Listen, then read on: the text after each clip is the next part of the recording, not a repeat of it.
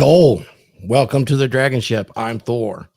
And here on the DragonShip, we're going to have lively discussions and we're going to talk about controversial topics. And if you really want the uncensored truth, come and join us on Rumble at RP Thor. We're going to have a great panel today. We're going to talk about something really important. We just did 3 episodes on frame for men. Why frame is so important. Where did this come from? Why is frame? What is this frame? Money, muscles, game, and frame. Well, these all come from the seminal work, The Rational Male. They were codified back in 2012 by Rollo Tomassi. And I remember when I read this book for the first time, it was December 2013. I picked up this book, I was reading it, and I had all these thoughts, and I thought I was quite the black sheep going through society. I had all these thoughts and these ideas. I was doing pretty well, and I read this book, and I went, God damn it. This guy just connected all the dots for me.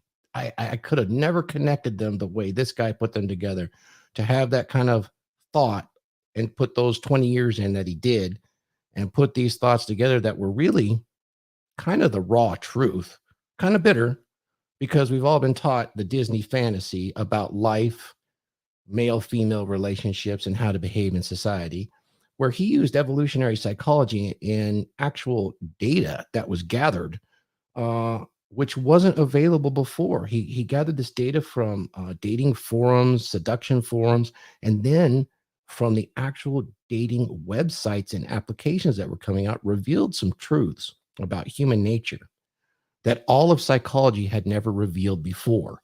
And out of his study, he wrote this work, The Rational Male, which is available on Amazon.com. And it's really, I believe, when I read it, it was amazing. But then I set it aside and started living my life. It was great knowledge to have. But a couple years later, I was kind of repeating these things and these iron rules we're going to talk about. And my wife initially thought that it was kind of unflattering. Where did you get that? What do you think? But she kind of heard this stuff many, many years before, because I would say things that were very similar. And she ended up on her own initiative, grabbing the book off the desk and reading it. And we had a lively discussion about it because there were some unflattering truths. Well, to make a long story short, she purchased the book for all 3 of my sons and my son-in-law. She definitely felt that they needed the knowledge early on in life to be successful in their relationships. And I believe that's actually true. It kind of puts a man in a place of responsibility, acceptance of his authority, and gives him a fair shot, more than fair. It lets him play inside of his own nature. And we're going to talk about the Iron Rules, not the entire book of The Rational Male today. We're going to talk about the Iron Rules of Tomassi. And what are the Iron Rules? We just talked about the first one for 3 episodes, but we're going to kind of review it again. I'm going to bring up the panel, and we're going to get into 3 of the 9 Iron Rules of Tomassi today and have a lively discussion. Agree or disagree? If you disagree, jump in the chats, no problem. We'll talk about it, because this is where, we create the environment where a rising tide lifts all boats. So I'm going to bring up my panel now. Guys, let's do it. So let me bring on my good buddy, Glenn Laurence, extraordinaire actor, coach, former military man, out making his living. Thank you, Glenn. And I'm going to bring up the next man, which is Phil Foster from Phil Foster Fitness. Fantastic. We're going to bring up Mark Daniels from Mark's Inspiration. Go check him out. He gives inspirational messages every day with his lifetime of experience. Him and his son also run one heck of a good podcast on Saturdays. He'll be doing it again tonight. Always fantastic topics from Mark. Welcome, Mark. We have Andre, NLP master practitioner, helping men across this nation and even internationally. Thank you. And then when we speak of international icons, we have Laurent Bernou from Tokyo, a renowned author in trading using a logarithmic Python, which is a computer language to trade stocks. I believe it works in any market, but Laurent, welcome. His book's available on Amazon, and we're really proud to have these guys today. Let me bring them up full screen, and we'll get started. Guys, how you doing today? Doing solid. Great. Good. Doing solid, man. Doing solid. Right on.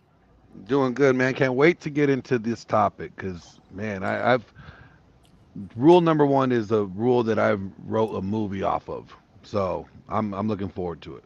Yeah, mind dates, right? Yep, mind dates. Mind dates is all about frame. So this is gonna be a fun topic.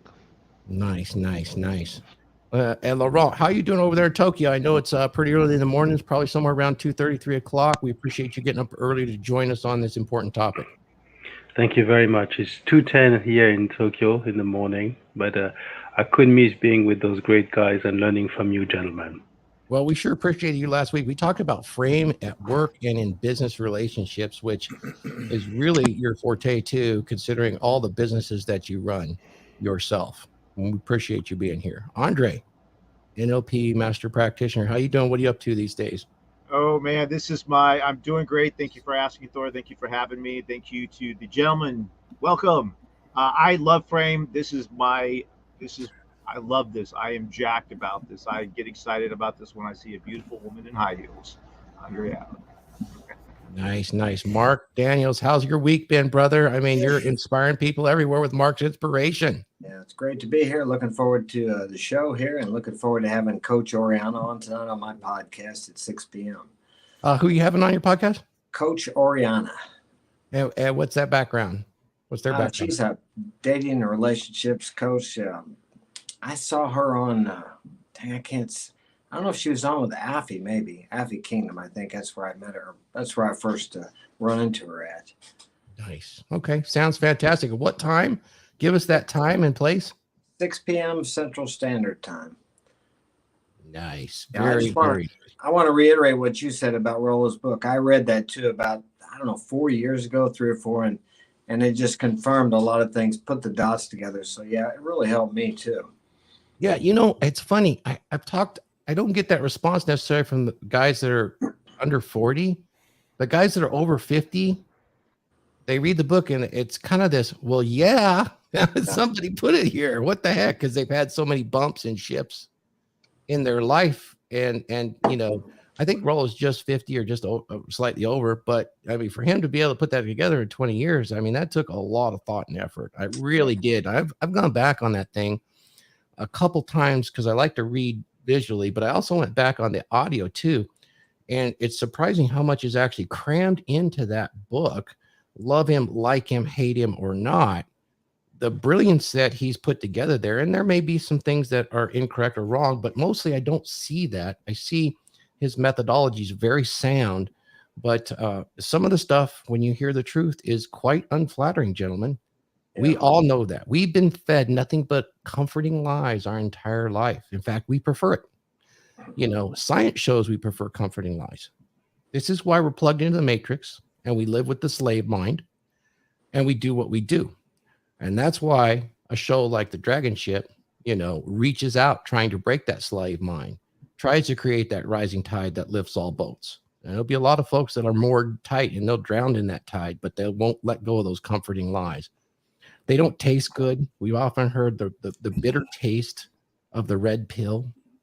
But what I've come to realize is some of these truths, particularly these iron rules, they're unflattering in nature when they're spoken in just straight, unemotional language. And you'll find that women and very emotional men will look at that and have this personalized reaction. I mean, almost as if the rule was written specifically for them with their name and with capital letters with an exclamation point at the end.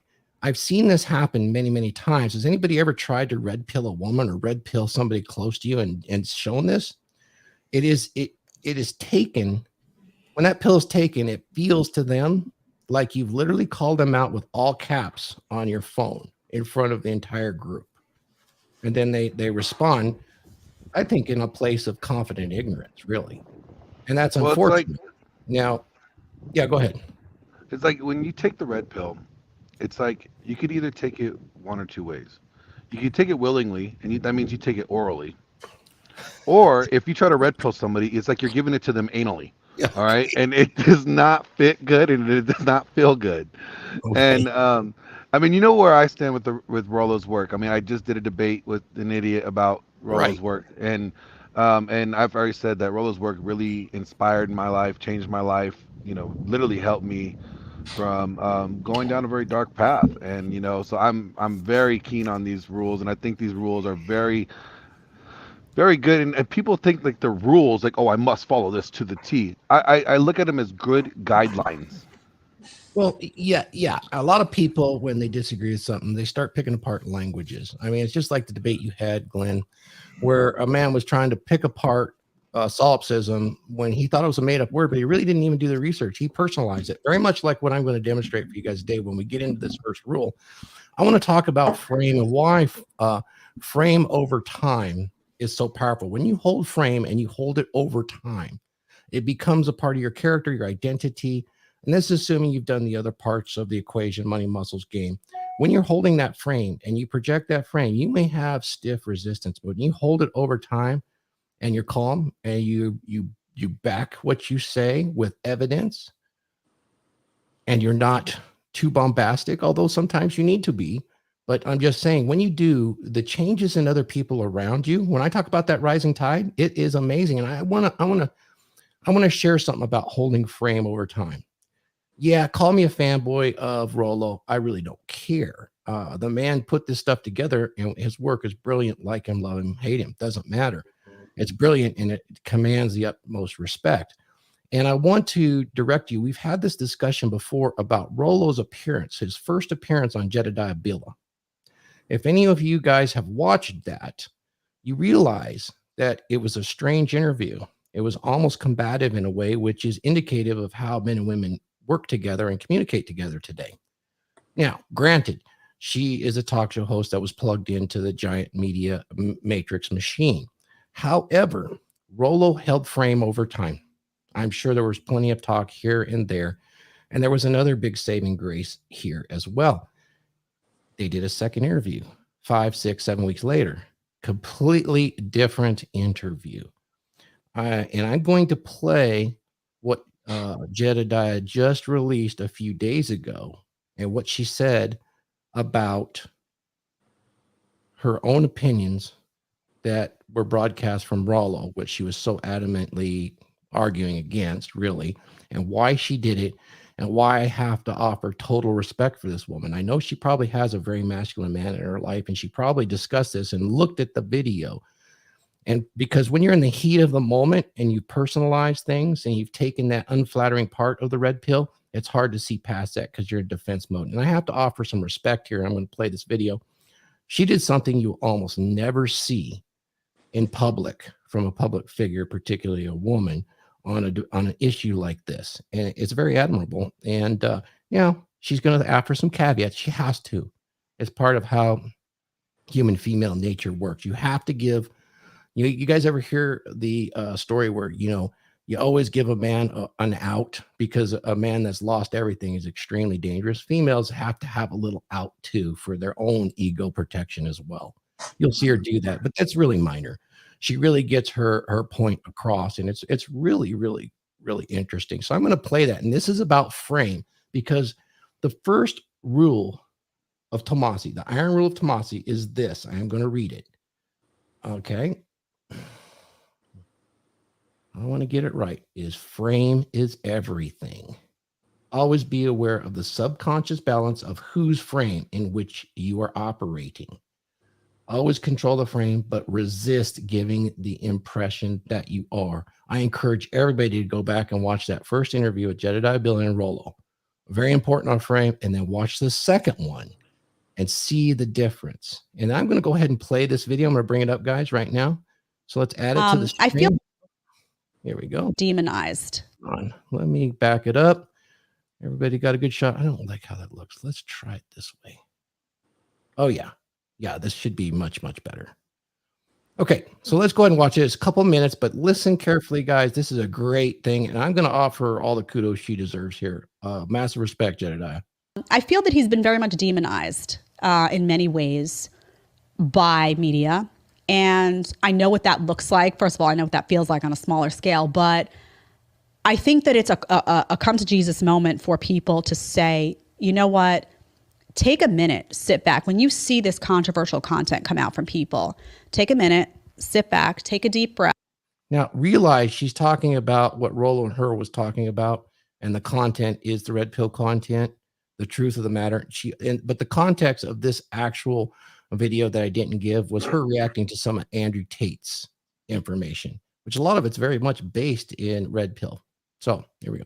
Breath and really absorb much more. You saw a big difference, all of you, between my first interview with Rollo and my second interview with Rollo. My first interview with Rollo, I kind of was challenging him on a lot of what he said. And there was a reason for that. Some of it I agreed with, and I really wanted him to defend so that I could see, is there a defensible argument here? Can he make the case for that, for what he said? And some of it was because between the first and second interview, I had absorbed a shit ton of content. And I found that the instinct to be disagreeable on some of this stuff came from a place where I felt like I'm not like these women. I'm not. I got to stop it there. She's had a lifetime of conditioning. I'll rewind it a little bit, but guys, you guys all realize she's had a lifetime of that conditioning to personalize a lot of things that have to do with men and women. And she's had feminist training, and she's against those things, right? Yet still that blue pill is so deeply ingrained, and the lack of understanding for, the dynamics is there. So let me rewind just a touch and I'll go ahead and replay. Sorry, had to comment.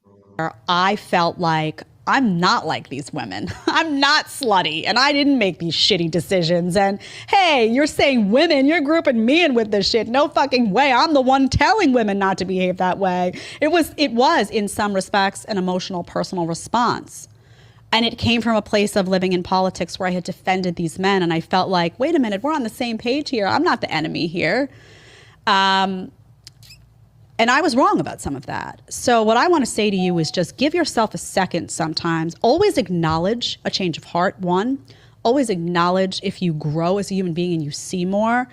Go back and roll the tape. Even when Interesting, guys. What do you guys think about this, huh? Let's have a chat. Rollo held frame. And here she is kind of admitting when she sat there and thought about it after emotions were depersonalized out of it. She realized that what he was saying was true. He she interrupted him a lot. She did take it personally a lot. If you go back and listen, it was, but I am not this, but I. So we have a couple things going on. We have solipsism interplaying I was here. just about to say that. Mm-hmm. So for her to go against all of that at this point, Glenn, I have to say to Jedediah, total respect. That was awesome. Yeah. You inspire me to do an episode of the DragonShip at some point, which is, can women escape the matrix? Yeah, and what was really neat as you see in this is that, I just had like I said, we just did a debate on solipsism. And here is a perfect example of a woman initially thinking in her solipsistic nature, I'm not like this. I didn't do these things. I'm not like this. Blah, blah, blah, blah, blah. And it's because that's how they filter information initially. But then as she molds over it, she's like, you know what? I could see this now. I see the reality. I see where he's talking about. And that was big of her. That's really big of her. And, Gogo's right. I remember when we first started talking about, some of the stuff from Rational Male. And she was like, I'm not like that. I'm not like one of those women. And it's the whole time. Every time I would say something, it was like, I'm not like this. I'm like, okay, I get it. You're not like this, but women are. And, it took time. And it's good to see that, like, what you see now is that even in Jedediah's other interview, her second interview, she was operating within Rollo's frame. She adapted his frame. And that was something that is very important. What guys need to understand about frame. Guys think that they need to force women into their frame. And that's not the case. You don't force a woman into your frame. Your frame just has to be so attractive that a woman chooses to abandon her frame and live in your frame. They have to see the reality, the truth of your frame and how it's more beneficial than the current frame that they're operating in. Yeah, I agree. Gentlemen, what do you have to add? What did you think of the video, Mark? Had you kept up on any of the Jedediah Bill and Roll stuff? Yeah, I watched some of that.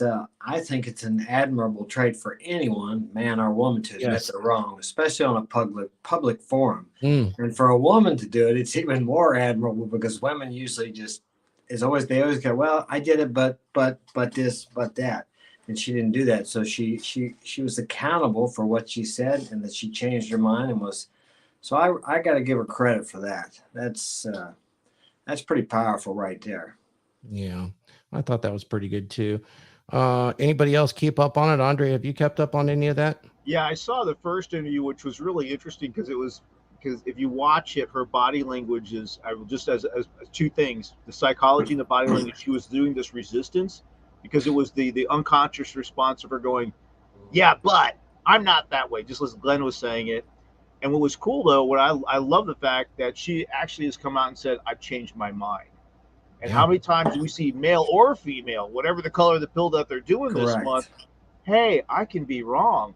Like Glenn was in that situation just recently. Well, I can't be wrong. I know stuff. Oh, you have a degree? Oh, I don't like that. So is that snapback? Glenn's laughing. Yeah, it's that snapback. But it was just that she was like that. The fact that she came out, and I got to give anybody kudos, 100% and more. I was wrong. I looked at the information. Let me tell you, I'm growing. What does that mean? She's changed her frame. Yeah, it's super interesting. She had a lot at stake here. I would love to. I'd love to. 'Cause I'm a different person when I was 25 years old. I'm sure she was too. And somebody just mentioned, Rollo had held his frame. He was very patient because she would interrupt and say, "Yeah, but," which is, it would always be, "I agree, but." So when you hear that from a woman or anybody, really, "Oh, I agree with you," and a lot of times, even with younger ones, "Oh, I 100% agree with you, but for me," or "but I feel," right? They're disagreeing with you. I mean, they realize they're using that combative or that debative communication technique. They don't have the language skill set to really, well, anyway, you could see it. It's really an emotional way to do it. And one of our listeners said, this is so true, guys. We'll have to address this at some point. These younger guys often lack the patience. I'm going to add to that. I think they often also have the ignorance to recognize it, because being raised emotionally, they get the emotional buttons pushing by that type of language, in which now it becomes a defense, an offense. I'm taking the offense. No, I'm taking the defense. Oh, I'm going to counter offend.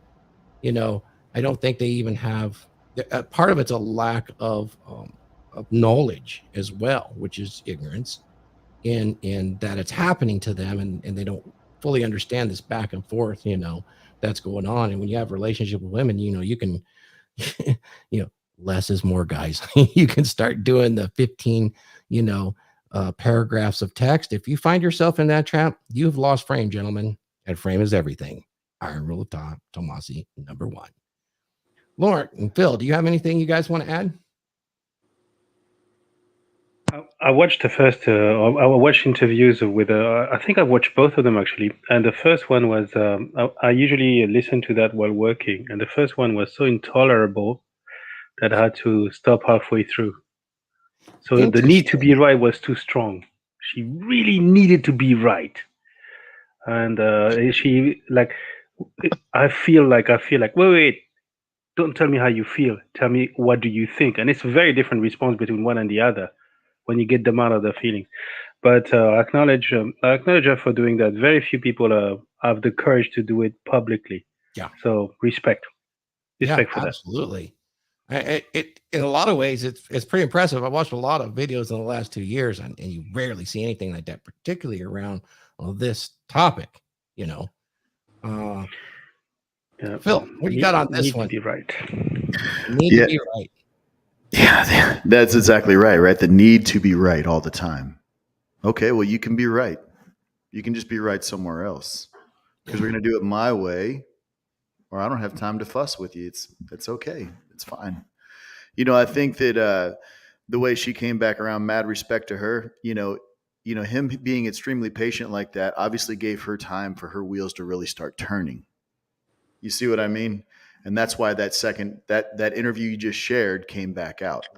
The wheels really started turning in her mind, I think, and she started really understanding, not necessarily that the logic of it all, but hey, this isn't a personal attack on me. This is more about, hey, this is what the situation is, taking a different look at it from a different perspective. Right. Absolutely. Oh, And I think something about frame that people misunderstand a lot is that you can't frame is so important for guys that have, and you can't try to build frame later. It's a lot harder to build frame later. You need to have frame already established before interacting with a woman. You also need to have frame. We've, like I said, we've already done 3 episodes of frame mhm. because frame is that important. And we broke it down in very different contexts. We did it in relationships. We did it in work. We did it in with friends, or we did it with even in conflict. You have to be able to have frame. Yeah. And if your frame is weak and you're getting into a relationship and trying to establish frame after, it's going to be a lot difficult. So, frame is something that you need to have already solid before moving into anything first. Oh, You that's know, so true. But don't lose hope, guys. You can reestablish. In fact, on the agenda here for future episodes, and a lot of stuff that Glenn and I have done is we'll talk about it. We do this in our lectures. Is in long-term relationships, a lot of guys lose frame, but they had it initially because you can reclaim it. It's just going to take longer and harder than you think. Then it's most guys have very little patience. They want things fixed immediately, but it can be done. And we'll have future episodes on it because it's really important. Most men want a long-term girlfriend or even a wife, dare I say. I would say I don't really agree with modern marriage, but I do agree with a covenant marriage. It's different, no state. yeah, But they definitely. want that. Frame is crucial to that. And of course, having frame in any interaction, male or female. And it's funny because young guys will hear us, Glenn, and they'll say frame, and they want to jump in and broadcast what a badass they are at their age and what they do, and it's just this endless amount of disclosure that is really not frame. Understand that it is not that. It is much more encompassing, comprehensive, and it's congruent over time as you speak with somebody. It also uses emotion to communicate with. Calm, stoic, loud when necessary, and calm with pacing, masculine. There's a lot of things that go with frame. And to see the video we just watched is a great example of holding that frame over the course of a very long conversation and then parting that conversation on pretty good terms. And Jedediah is obviously an intelligent woman. She sees parts of reality through her conditioning, very much so. And she has a son. And I think that women that have sons do have a little bit of a deeper understanding here, just a little bit. And they do, especially when they're still together with their husband. And she thought about it, and she took that emotion out of it. And hats off to her. Anyway, I want to say something about frame is not about controlling. right? I know it says control the frame, but that means control your frame. Yes, your frame. All right, you have control of your frame. Frame is not about controlling a woman. Frame is not about controlling anybody. It's about controlling what you allow in your life. So there's a difference between men in control and controlling men. Yep. Okay? And a lot of these guys that claim to have frame and they talk about it, they're just controlling. Like, oh yeah, my woman's not allowed to do this. My woman's allowed to do whatever she wants. But guess what? If she does something that I don't like, that does make that removes her from being my woman. Because that's my frame. The boundaries are already set. Like you could, this is the way I want to live my life, and this is the box that what I find acceptable and not acceptable, and you can do whatever you want. But the consequences of you crossing that line, crossing my boundary, risks you being my woman. Yeah. It's not me controlling you. I'm not telling you what to do. You can do what you choose, but know what the consequences are. For sure. That's 100%. I want to tee off that real quick, Glenn. You nailed that 100%. A lot of guys, they think that they need to control their women utilizing frame, but really it's just what you will absolutely tolerate and not tolerate. And so in my home, if we are going to live inside my parameters, she knows exactly where the front door is. You can do what you want to do and have at it, but you're not going to do it around me because I don't need that. And that's basically saying to her, and she understands fully that, I'm not going to tongue wrestle.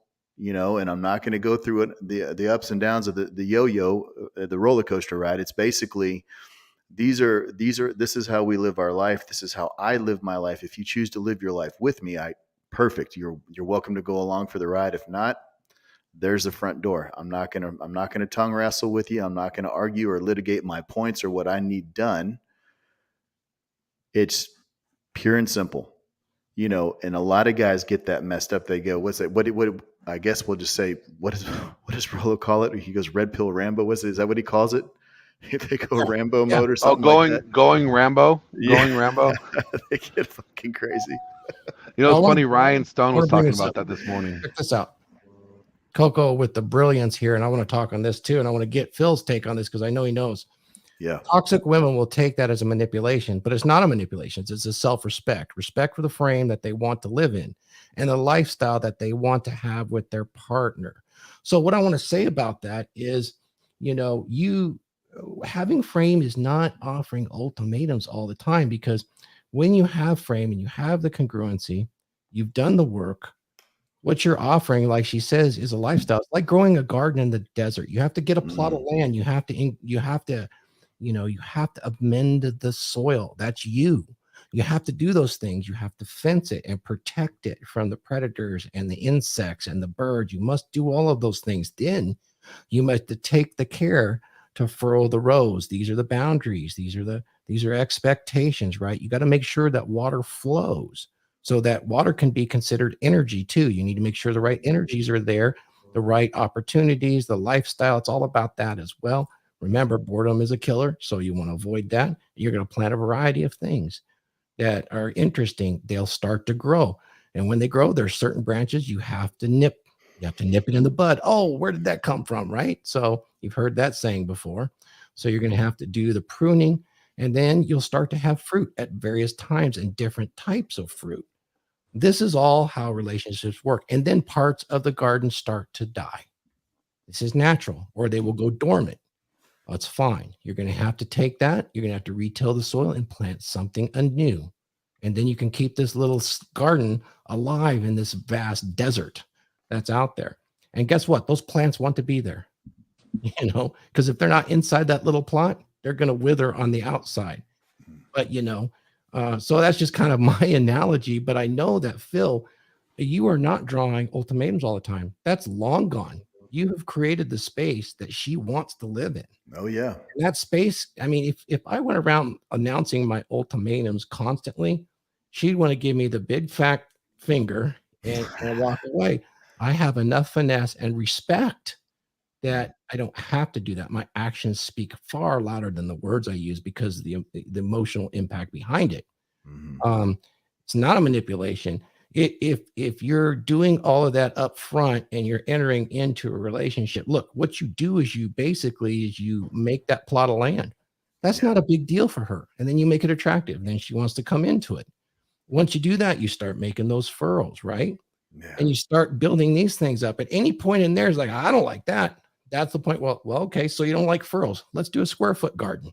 Oh, yeah, I like that. It's not that cut and dried, but you will keep her within the boundaries of that garden, let's say, and call that the frame, which she can actually thrive in and be fulfilled. That's your job as a young man. So I'm also going to offer some advice for a young man, because you're going to hear that and go, what the hell? I don't know how to do this. Here's what you do. You're 18, 19 years old and you're hearing this information. You know, you start working on your body. I don't care what shape you're in. I don't care what you've done. You start doing a disciplined physical activity that pushes to the edge occasionally where you feel like you might die. Yeah. That will do more for your frame than anything else ever will. And then the second thing is start reading. Read everything. And I don't mean audiobooks, although you can use them. I mean, physically learn how to do this, because that creates connections in the synapses, changes how you think.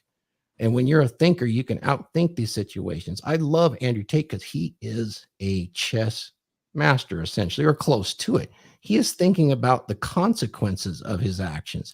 Even when he's boisterous, he's thinking about them. That's like Brazilian Jiu-Jitsu. That's why I love Brazilian Jiu-Jitsu so much. I'm thinking ahead. If I do this, he'll do this. If he does that to me, I'll do this. If I do that, he'll do this. If this happens, I'll do this. So you're always thinking in those terms. Life starts to get easier when you do that. Anyway, I went on a bit of a rant, but Phil, tell me, you've set that foundation. You're not always having to tell her you're going to kick her out, right? No, I don't tell her I'm going to kick her out. It's just she understands my expectations 100%. Okay, Yeah. so in our relationship, we live a certain lifestyle. She has all the comforts that she would desire or want. This is what I'm bringing to the table. Now, what are you going to bring to the table in return for me? And this is what I offer for you in my realm. The one thing I choose not to do is I choose not to tongue wrestle. I cannot stand that. And a lot of dudes, they will do that with their girls. I just do not have time for that anymore. So the basic thing is this: she knows precisely where it is and where I stand on these points. If we can't come to an understanding or an agreement, then so be it. Maybe we try something a little bit different, but at what point is it a lost cause, right? Then I am being manipulated, kind of like what Coco would be saying, correct? So for me, I don't have to remind her, hey, there's the front door. You can go ahead and take off. I don't need to do that anymore. I ask her to do something. She does it, and she wants for nothing from me. I mean, it's a give and take relationship on both sides of the fence here. So basically, we live a lifestyle. It's a little bit different, because it's, a little bit about our lifestyle. Yes. It's a little bit different, but the big thing is understanding that she understands precisely what I will accept and what I will not accept. And I know what she will accept and what she will not accept. And we try and operate in that realm, all while me, driving the bus, so to speak. So I don't have to lay down the ultimatums anymore. She's very clear and she understands 100%.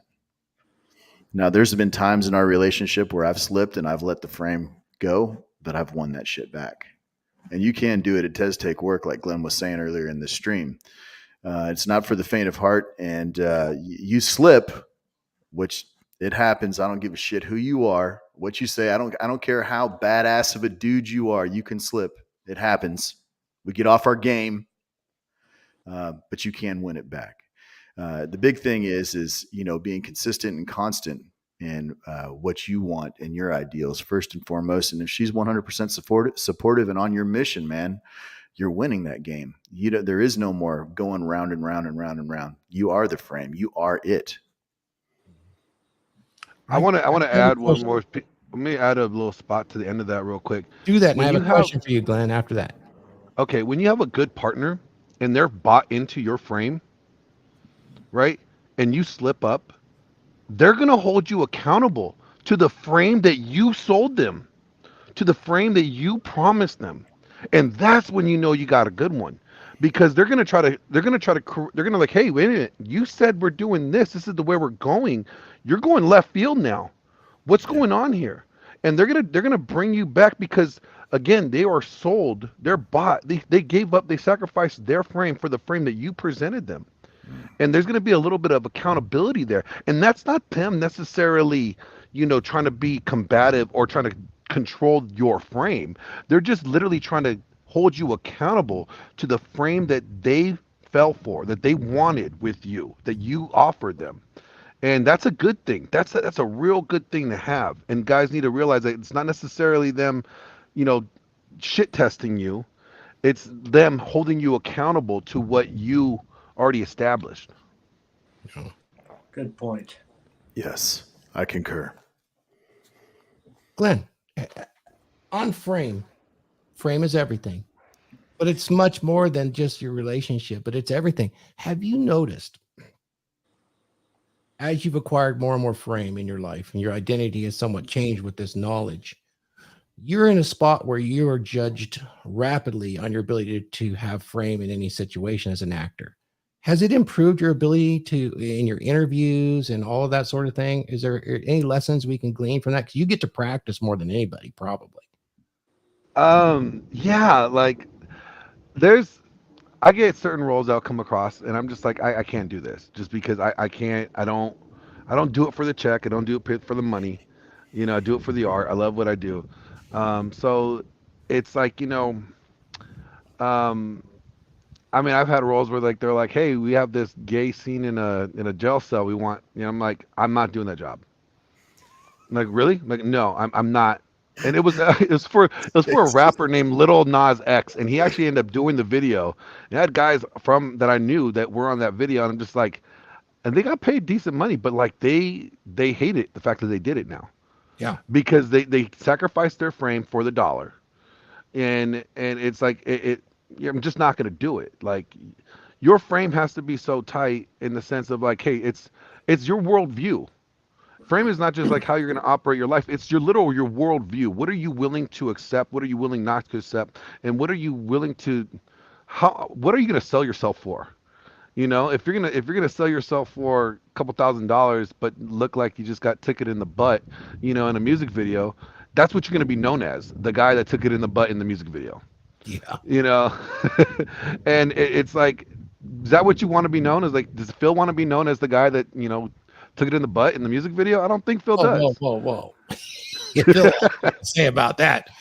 Glenn, you got a big fan out there, man. Hey, he's I don't hear anyone besides Glenn in the Manosphere spitting these kinds of wisdom. Well, Well, I you need to appreciate look- that. You need to look at the men on this panel.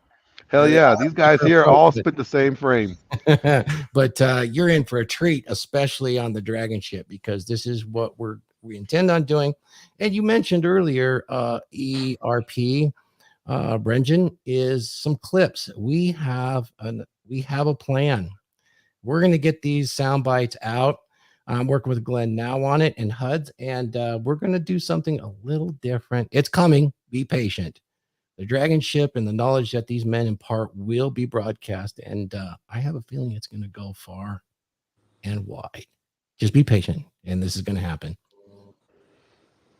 That's a good lesson. I was wondering how that affected you in your role. How that frame did. Now that's a good example, but if you're holding frame all the time and you're projecting that, I was just wondering if you started to see. I mean, you've been getting a lot of work, so I assume that's a Yeah, good thing. yeah. You just got like this recent role that I got, and I think I was talking to you about it before. Where I have to play an Aryan Brotherhood, killer. Mm-hmm. And this is really weird for me because my siblings, my biological siblings on my mom's side, are black. They're Yeah. mixed. And I grew up, I've knocked people's teeth out of their mouth for calling my brother the N-word. Mm-hmm. I've taken people's heads off for this stuff. So they got the killer And part right. oh, they got the killer part right. But like it's a different role for me, and I had to, before I even accepted it, I had to ask myself, is this something I could live with? Is Mhm. this something? What does this do for me? And it shows my diversity and as an actor, but it also I realize the message of the story, and I have no problem playing the bad guy to presume a good message in a story, because I never play the hero. You will never catch me playing a hero. I'm always the villain. And it's it's a very challenging thing, but I had to look at the role and look at the script, and I had to say, okay, does this character work within my frame? Can I get behind what this storyline is? Can I get behind this story with my frame? And if it conflicts with my frame, I can't do it. And that's kind of how I look at doing work and acting and stuff. Is like if I feel like I'm selling myself, or if it goes against what I believe, I just can't get behind it. Glenn, you remind me of myself. You must be a really good man, but a really bad fucking boy. Well, Nice. No, I appreciate that. That's interesting. Very interesting. Frame is so important, and holding your own integrity within that frame is important too. But it's also in relationships, it's the same thing. You got to ask that same question, right? What are you willing to live with? Because absolutely. sometimes you make mountains out of molehills. They're not really the cut line that you thought they were, and they were meaningless. So be aware of certain traits and behaviors that really might just be nothing more than an ego protection that'll fall by the wayside when she starts mirroring you. That's how powerful frame is, and we just saw it with that video. And again, that's where Anybody it else comes. on? Yeah, go I ahead. would say that's where you have to realize, you have to ask yourself, are you being controlling or are you in control as a man? When it comes to interactions with you and your woman, like, are you being controlling, meaning you're trying to push your will upon her, or are you controlling the frame? Meaning she's choosing to operate in your frame. And there's a big difference I think a lot of guys need to reflect on when they're engaging in their intimate relationships. Which one are you trying to do? Go ahead, Phil. Yeah, I want to tee off real quick. I know you got to move on, Thor, but real quick, guys, too. One more thing, teeing off of what Glenn was just saying is, girls aren't mind readers, especially when you first start dating. Okay, especially when you start first to get to know them. If you don't lay out what your expectations are for them, good luck. Okay, if they don't know your expectations, then you start laying all these expectations. That's how you become a man that's not in control, but a controlling man, because you're trying to bend her to your will. So verbalize what you want from her, from the relationship, from everything. Okay, because that actually sets the framework up for you and that relationship with her. Excellent. Any final thoughts on that first rule, guys? Iron Rule of Tomassi. I'll repeat it again for this episode. Frame is everything. Always be aware of the subconscious balance of whose frame you are operating. Always control the frame, but resist giving the impression you are. That kind of alludes to what we were just talking about, not drawing those ultimatums all the time, but you know what? Providing those boundaries for that garden so that it will thrive. Yeah, I'd like to make a comment on that. I was thinking about the first rule we're talking about, and all the rules really, in my opinion, are for a man to have a strong frame if you follow those, to set a frame. And I listened to that 5-hour interview of Tate the other day. Now I think we'd all agree that he's a man with a strong frame. Okay, and that's probably why he's getting attacked, has something to do with it. And I made a video, and I happened to mention him, and I mentioned the fact I'm a traditional family type guy. That's what I adhere to. That's what I believe in. But many times I've stated that, and that's my frame. When I state that, I get attacked by, I'm assuming, blue pill type people. Someone made a comment on my, because I was referring to how Tate was talking about how, his woman, he takes care of her. She gets to drive, I don't know what kind of car, one of his cars, right? And she's got everything she needs. And in return, she has to follow these certain rules. Well, people, at least in the West, look at that as he's controlling. But as Glenn said, it has nothing to do with control. She agrees to it. So, but they still want to scream and bitch about it. And I had a guy comment on my video, and he says, because I stated the same thing. I like a woman that's going to support me, going to be in the home. She's not a slave. She can go wherever she wants to. It's her choice. And he makes the comment. He says, nah, he says, you don't want a partner. You want a slave. It's a brand new day. Well, I will agree with him. It is a brand new day. But I don't think it works too well when it comes to relationships, as is evidenced by the 50% divorce rate and 70% initiated by the women, or 75%. And like you all, we've all spoke about it before, a woman feels safe when a man sets a frame and he sticks to it. And you will be called out on it. Not only, I got called out yesterday by my daughter because one of the boys came back home and I said that I was going to do this or that. And I allowed him to come back, and I allowed him to do what I said I wasn't going to. She called me out on it. Now, initially, it pissed me off. It was in a bad, I said, I don't want to talk about it. And so she shut up. And then the next day, I thought, you know what? She's right.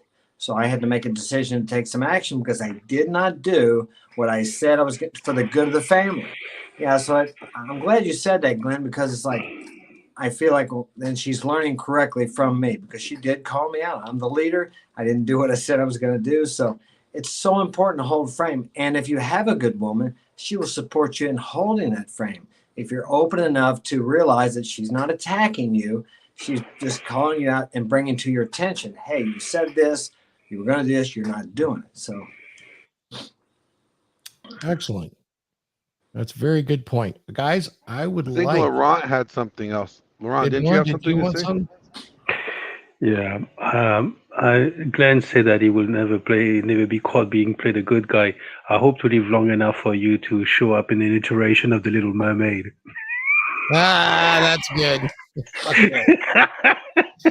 We're going to do a photo shoot for that. That's one. I don't know. Laurence in The Little Mermaid Returns. I love it. And this morning I was listening to the work of King Dre. So, do you? I mean, I guess all of you guys are familiar with King Dre, right? And he Yeah. was talk, and he had this program about how to break the modern woman, and it was. I mean, this is everybody should listen to that, because he said like, oh, we don't know how to deal with families and so on and so forth, because I don't need a man and everything like this. Oh, seems like I've dropped out. And apparently, in King Dre's community, this is something that dates back to the civil rights movement. Mm. So for him, it's nothing new. Like, oh, I don't need a man. Men are trash. That, and the other. And he said, okay, this is nothing new. This is something that he's seen. He's seen his aunts being like this, his mother, and he didn't really mention his mother, but like people around him in his close circle. And he said, don't worry about it. Like, this is just defense mechanism. And how do you break that? Number one is frame. You have frame, and women are naturally like, it's not because women have a harder shell that they stop being women. They just need more frame because they're naturally drawn to it. So the harder the shell, the stronger the frame. Goddamn right. Yes, Laurent, we appreciate that. Of course, of course. And with that, I want to move the show along, guys. I want to move us into Iron Rule of Tomassi number 2. This one's been quite controversial for many, and I'm going to read it, and then I am going to play a video for us to react to with the man himself talking about rule number 2, right? So what is rule number 2? What is Iron Rule number 2?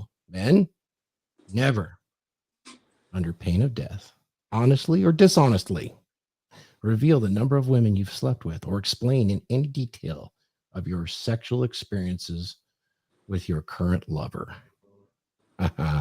This one will be controversial. Let's go ahead and take a look at this. One of the lesser known Iron Rules of Tomassi is never willingly reveal your body as a guy. Anyways, never willingly reveal your body count, because it will be used against you at some point. For the most part, it's if a woman's asking you that, you're in a different kind of you're playing a different game than you're negotiating at that point, rather than having the chemical reaction. As I was saying before, so it's not cool to reveal that to a girl. No, but also you have to remember that it is an opportunity. So when somebody, like when a woman asks you, like, how many girls have you been with, right? That's a shit test, is what that is. It is. What do you mean? It's a shit test. It's a test of are we playing the game, and do you know that we are playing the game? How many girls have you ever been with? And if you give an actual number, that's almost like the rich guy telling you he's rich, right? That's like, I'm an alpha, so here's what I've been with, 100 girls. What happens if they ask you, is it more than 10? Well, no. Is it more than 20? See, I ask if I feel Girls have asked that. inadequate. It's an opportunity. You ask if you feel inadequate? Yeah. Why would you ask if you feel inadequate? Well, Absolutely. What? Inadequate how? An insecurity thing than it is anything else. You're saying the more women a guy has been with, the more cars he's driven, the more experience he has, he's going to compare you to all the girls he's been with, and then say, I actually disagree with you. It's I actually just one of disagree my with you. social anxiety. No, but I'm going to help you out That's here. where the question comes I'm going to help you out here, because no one's going to, it's all about the connection with the person, 100%. It's not about the actual sexual activity. I got over that belief. Okay. I'm just saying, I've certainly asked it before, and if it was, well, actually, it really wasn't that long ago. That was probably why I ghosted a guy over it. Because his number was too high? Yeah, it scared me. Really? What happens if a number is too low? Would that scare you off? I only asked because this guy had a blue check mark, really well known, like high value man. I was like, a musician. I was like, he's probably slept with a lot of women. Well, just so we're clear. Enthusiastic. What he wants you. What do you consider a lot of women? More than 10? More than 50? More than 100? We just talked about Yeah, this yesterday. What number is like? I mean, it was like over, he was like, I don't know, maybe 100. So that's a high number to me. If you're going to say anything, like 20 is fine for me. I wouldn't be worried about that. Okay. I don't know. Can I give your male audience, some advice? Yes, please. This is why you're here. If your girlfriend is asking you what your body count is, it's most likely that she just needs reassurance that you are into her and you like her body. Okay, let's do this, because that last little girl, where is it? No. I'm not thinking so much that. What do you guys think? I was brilliant, but I want to talk about the rule. We'll talk about, that young lady right there. at the last where she made her comment to give, it's about the girl, make her feel good. No. But let's talk about this rule, okay? Let's get into it. Yeah, Torsha's answer was, a little funny. No. Yeah. She doesn't. Yeah. Here's my idea on the rule. Okay. Talking about your past lovers doesn't benefit your relationship. There's nothing that you could glean as a benefit talking about the girls you banged before or the number of girls you banged before. All right, it's not. It doesn't bring. It doesn't. If anything doesn't bring value to your relationship, you shouldn't bring it into your relationship. It's like bringing in baggage. All right, it's like bringing in an old dirty laundry, and it's all and trying to put it in your new drawers with your clean clothes. It's just gonna make everything smell like shit, and it's not gonna work out very well. Now, I understand the idea of like, let's say they're asking for the sense to making sure that you don't have a disease or whatever. Provide a clean test. I don't necessarily think you need to bring it. You tell them your number. Personally, well, if you're an adult male and the woman's asking you, I mean, honestly, it's an interesting question today because as an adult healthy male that's masculine, you will be sexually active. Straight up, that's what it's going to be. So the STD thing, hey, you know what? You're sexually active. You're going to do what you're going to do. Provide the test if you're going to go raw. If not, there's other options. She's got other issues if she's asking for that reason. This is essentially a shit test, guys. This is a shit test to see if you're man enough not only to pass it, but also to see if you're, how boisterous you are. And if you're real boisterous, she knows that's bullshit. It's an emotionally loaded shit test. And I will even go so far as the number is absolutely irrelevant. It's the purpose of the test is to gauge your reaction. And typically this would be asked early on to see if she needs, if you meet the criteria, whatever it is for her to go to the next step. Is he a keeper or not? So I would say that it's definitely that. And it's brilliant, really, because the mystery of what you present and how you answer it is what's critical. I always use the one where you ever been with a girl and you're at some guys have, you're on a date, you're at the beach, right? And this is a very similar type of shit test. And there's some sexy Brazilian girls walking by. And they just walk by. And you're a guy, you kind of go like this. Then you go like this, right? You can't help it. It's in your genes. It's built for it. It's going to happen. You try to be kind of sly, but you're going to do it. Even if you're not that sly, even if you are that sly, and then the girl, they pass. And then the girl gets a little pissy and she's going to test you just to see, She's going to say, I see you looking at those girls. I bet you just wish you could go over there and fuck them all, huh? What is your response to that shit test, gentlemen? Oh, no, you're the best one ever. That's what the second girl that answered Rolo's thing would say. No, you just need reassurance. You're the best. You're the only one. You're the one that's going to get it. Let me get back to my buzzer. Hold on. Let me get back to my buzzer. Let me get back to my buzzer. Here's the answer. Nope, that was not the right answer. You failed the shit test. You want to know how to pass that shit test? I'd say, yeah, honey, I'll bring you along. All right. Or I start with the one in the middle. Or you're going to be a top G and you're going to look at her and you go, oh, dear. If I could fuck them all, I would. I am a man, right?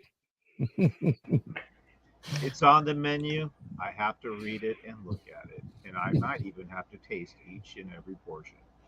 Well, it's like going to the C's candy store, right? There's nothing wrong with the free samples, dear. That's your answer too, guys. Mark that one down. That's a Thorism. You get confronted with that one. I see you look at him. You just want to fuck them all, huh?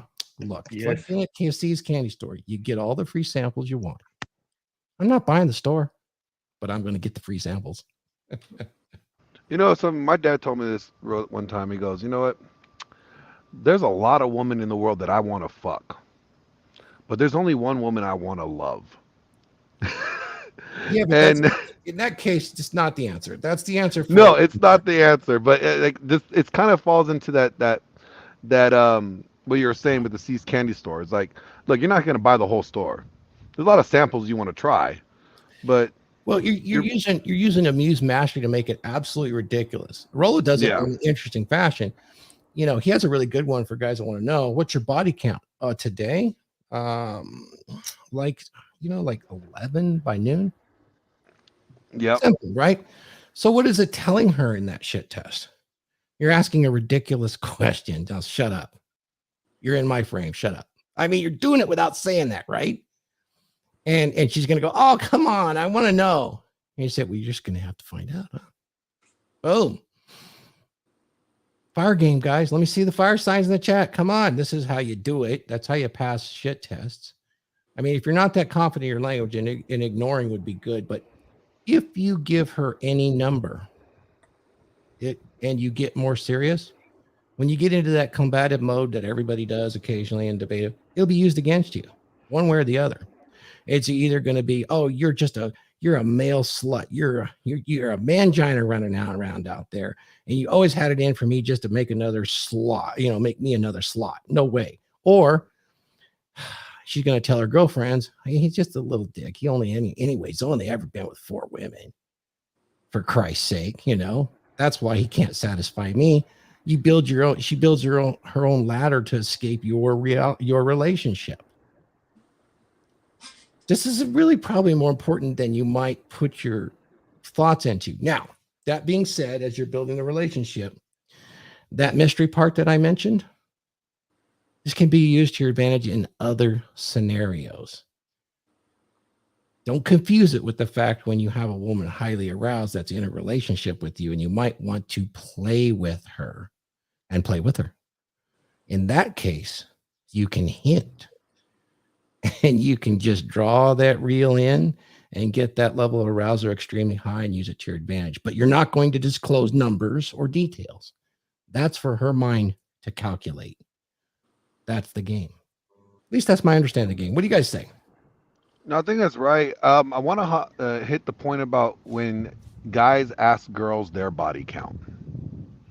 Now, we always talk about, you want to get a girl with a low body count, So how do you come about that? Like that's, do you just simply ask them? Do you when they ask you, well, what's your body count? But do you deflect by saying, well, what's yours? No, to me, it's body counts only matter when you're getting into a relationship. All right. Yeah, you want to understand whether or not, if they have such an astronomical number, if they're going to have pair bonding problems, because it's scientifically proven that women that have a high body count have a pair bonding issue. It's harder for them to pair bond in long-term relationships. Now you're right. You're right. Let's paraphrase. Let's back that up just a little bit so it makes it a little more clear. If you're in the beginning of that relationship and you're asking her about her body count, I'm just going to be straight. You done fucked up. You don't have frame. You're going to know. You know by their actions. They acting like a hoe. They doing hoe things. Guys, I've been asked so many times, well, Thor, what is the right body count? There's got to be a number. By God, there's got to be a number. Yeah. And I'm not going to say pair bonding so much as her ability to be loyal and actually secure a relationship with you that's very trustworthy. It statistically is harder. That doesn't mean it's impossible. I mean, if you look at all the data, it's only in that, it's in closing in on 2/3. That's pretty freaking strong. So it's significant, but it is not insurmountable. I just want to make sure it's not 100%. But would I want to take the chance if it's somebody new? No, it's easier to go on to greener pastures. Of course, it's easier to go on to easier pickings, but be aware if you're a girl here and that's the case. And they say, well, today, Thor, what would you think if you had nothing but the young women to date with today? If I had to come up with a black and white rule, Glenn, on the number of bodies that a woman could have, I would never ask number one, because then I lost my frame. I didn't do my job properly as a man. But if I was forced to be a simp and have to figure it out, you know what? I like cats. I like dogs better, but how many lives do cats have? Oh, what do we call cats too? Pussy cats? How many lives do they have? So 9. I suppose anything under that would be probably okay. And here's where I say, Here's where I say, like, if you're a guy, this is where I'll say it doesn't matter. Their body count. Once you experience them and you become their best. If you are their best, if you are their sexual alpha experience, then guess what? Whatever they had before is zero at that point, because you have become their best.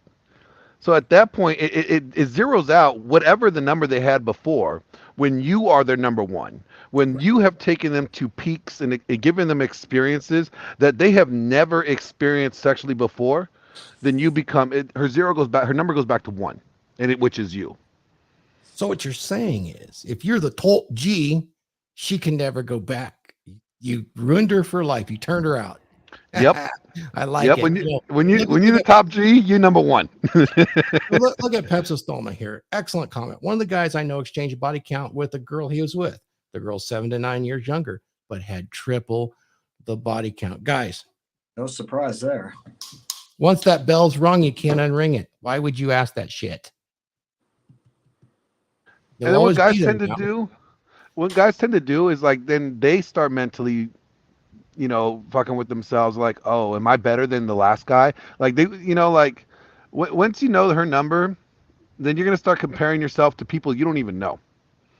And so if you just are her best, if your game is that good and you are her best, guess what? It doesn't matter who was before you, because no one's, in her mind, no one is coming after you, because she doesn't want no one after you, because you have taken her to a level that all those previous guys could never bring her to. And that makes them non-existent. And Glenn, that's why it's so important as a man. Money, muscles, game, and frame. And a big part of that, you're going to take her to a place sexually she's never been. But you're not going to do it in such a fashion. You're going to do it in a very different fashion. It's a side note, but guys, learn a little bit about how DOMs work with subs, because there is a male-female aspect to that. Dominance and submission, and it's not what you think. But if you understand it psychologically, it is one way to understand how many she's had and what you can do about it, and where you can really dominate that sort of thing. A low body count for a woman is beneficial to her 100%, because it makes her, guys really struggle with body count. And as far as a man being asked what his body count is, it can never do you any good, because it will kill any mystery that you can use to leverage against her arousal. When I say that, it's really important to have leverage for her arousal. When she's aroused, you have a trance-like state. You have a flow state with her, for which it's so important to a relationship and the strength of the relationship. When a woman is so aroused by you and so turned on by you and so interested in you, she can sit there in the relationship 4 months in and watch you pumping gas and think to herself, stick her head out the window and go, damn, look at my man pumping fucking gas. Look at that shit. And her friends are blowing her up. She's like, no, I'm watching my man. That's a whole different mindset. He's doing it right. And she's fulfilled by it, Or if she's irritated, look the way he pumps gas. He pumps like a pussy. If that's what's going on, you're screwed. You didn't do it right. Learn about it. And anyway, one way you figure out, like, when you are your girl's best is when other guys are around her and she's annoyed by them. Yes. When other guys try to peacock, and we all know what peacocking is, right? Mm-hmm. You guys want to show your feathers out. You want to strut, when you try to strut around a girl that is with a guy that is her best, she gets annoyed by the attention that these other guys are trying to give her. Like, so that's a good thing. Who's seen TikTok here? I went on TikTok just for this episode and did a deal on body counts just to see if there was any content. I had to stop because there's this big deal where women are announcing their body counts as a game. You guys seen that?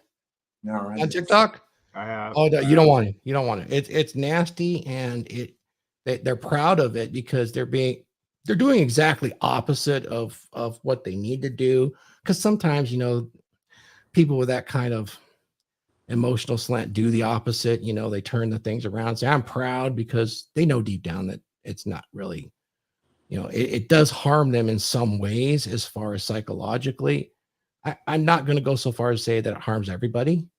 It doesn't harm everybody, but it harms majority. So, it's called the body count challenge recipe guy. That is correct. That is correct. And it's fun to watch, but it's also kind of sad too. Some of these are cute little girls saying things that just,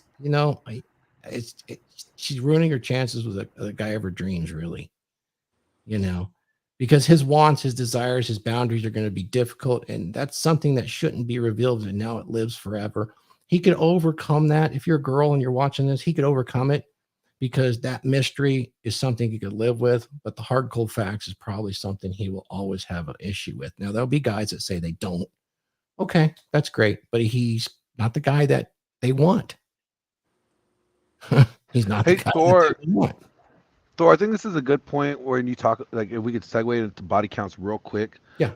That Myron Gaines quote about women being given like $1 million when they're 18. And when they give each partner they give themselves to, it's like them giving like $100,000 away.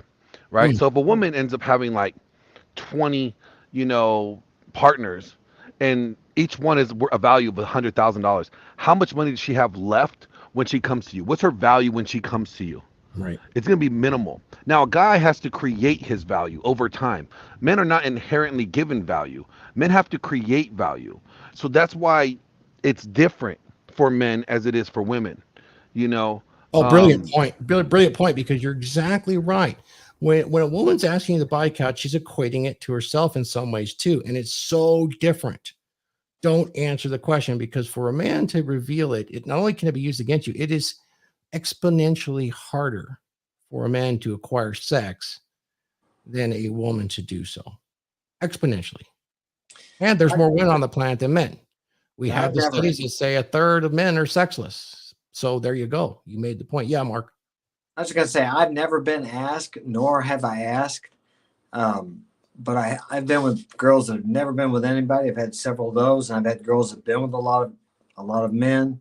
And I can tell without her ever saying anything if she's been with a lot of guys or not, because there's a comfortability that a woman who has a lot of experience has that a woman who has no experience or very little experience has. And at least in my life, it's verifiable that the women with less partners are much easier to form strong, long-lasting relationships with. Mm-hmm. I agree. Yeah, that's been my experience in that. Same. My experience is the same. So, any follow-up on this rule? Phil, Andre, Laurence, jump in if you want to comment. Yeah, I'm like Glenn. I guess I've never been fucking asked, man. I've never been asked the question. No, don't get me wrong. I've been asked. I have been asked, and I've been asked before I, got red pilled, and I've given that number out, and I have seen how it doesn't benefit. Like it has been brought up before to me. So it's not necessarily, the best thing to do. It could be, thrown back in your face, that, you're just this gigolo, or you're just, it's not good.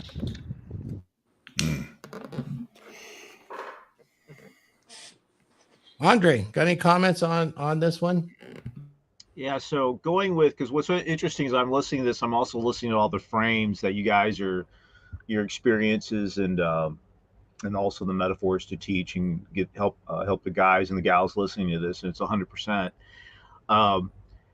For me, what I'm thinking, when I'm thinking about my past, when I have been asked that, I've had, well, what's your body count? And that is, you are right, Thor. It's a test. Like what do I want to do with Andre? And I'm always been, it doesn't, you're asking because you want to be with me. This is the words I would use. I go, you're asking these words because I am intriguing you. You want to know more about me. Let's spend some time together and talk about what we both can bring to the table, how we can make this really happen. And do I want to be with you? Do you want to be with me? And I'm okay with that. It's just actually setting the frame for that. And do I want to actually be with her if I want to spend that time with her? The other one with Glenn was implying about the being a man and why you're being tested. And Thor, I think you said it too. is that a lot of guys lose frame. And I know you guys have said that directly and indirectly about this, but it's also for yourself. It's when she's saying that, she is testing you, and you're going to lose frame. So going back to the first rule. So if you lose frame and give that, and it's not beneficial, that's why I usually don't ask that question directly. I go to what I want with her. Do I want to spend time with you? You know, that's how I screen. But that's me thinking about frames. I'm always in that. What's the next step? I just don't think of what the question. Why is she asking the question? And you're 100% right, guys. It's about to use later on, and I don't want that. I want to avoid that completely. So anyway, I agree with you guys what you're saying. But for me, it's always what's the next step that she wants or what I want out of the relationship. And I know that she's going to use it. You know, even guys, but you know, all the females in my family, I've told them stuff and they've used it against me. I love my family dearly. I love my mother and my grandmother who helped, but I know that they're going to use it against me. I had an aunt, Cheetah was a lawyer and a female alpha banshee, man. She was one of the most alpha women ever in my life, dude. She could scream at somebody, the paint would come off a car, man. And we had at it, dude, quite a few times. And I was barely 13. And she goes, I hate you. You're the only person that challenges me. It's like, anyway, but that's the thing is, so what this is, so all these things are really what we're talking about, and why we're here is about frame, the first rule. And it's going to be a test, but she's also gauging you. She's also seeing what your character is. How, and here's the other thing, my frame is, I'm looking at when she's asking me, how is she shopping? This is what Thor said earlier and what Glenn said earlier. And I actually, what Phil said, I think 2 weeks ago, well, how do you demonstrate flay? I forget when Phil was talking about relationships with a lady or keeping her in your frame. It's also, how are you selling the frame? I'm not selling her, I'm demonstrating it. I can sell a frame, as I'm doing now, but I can demonstrate it. I was in a room with guys, I'll tell you, I'm 5'8", right?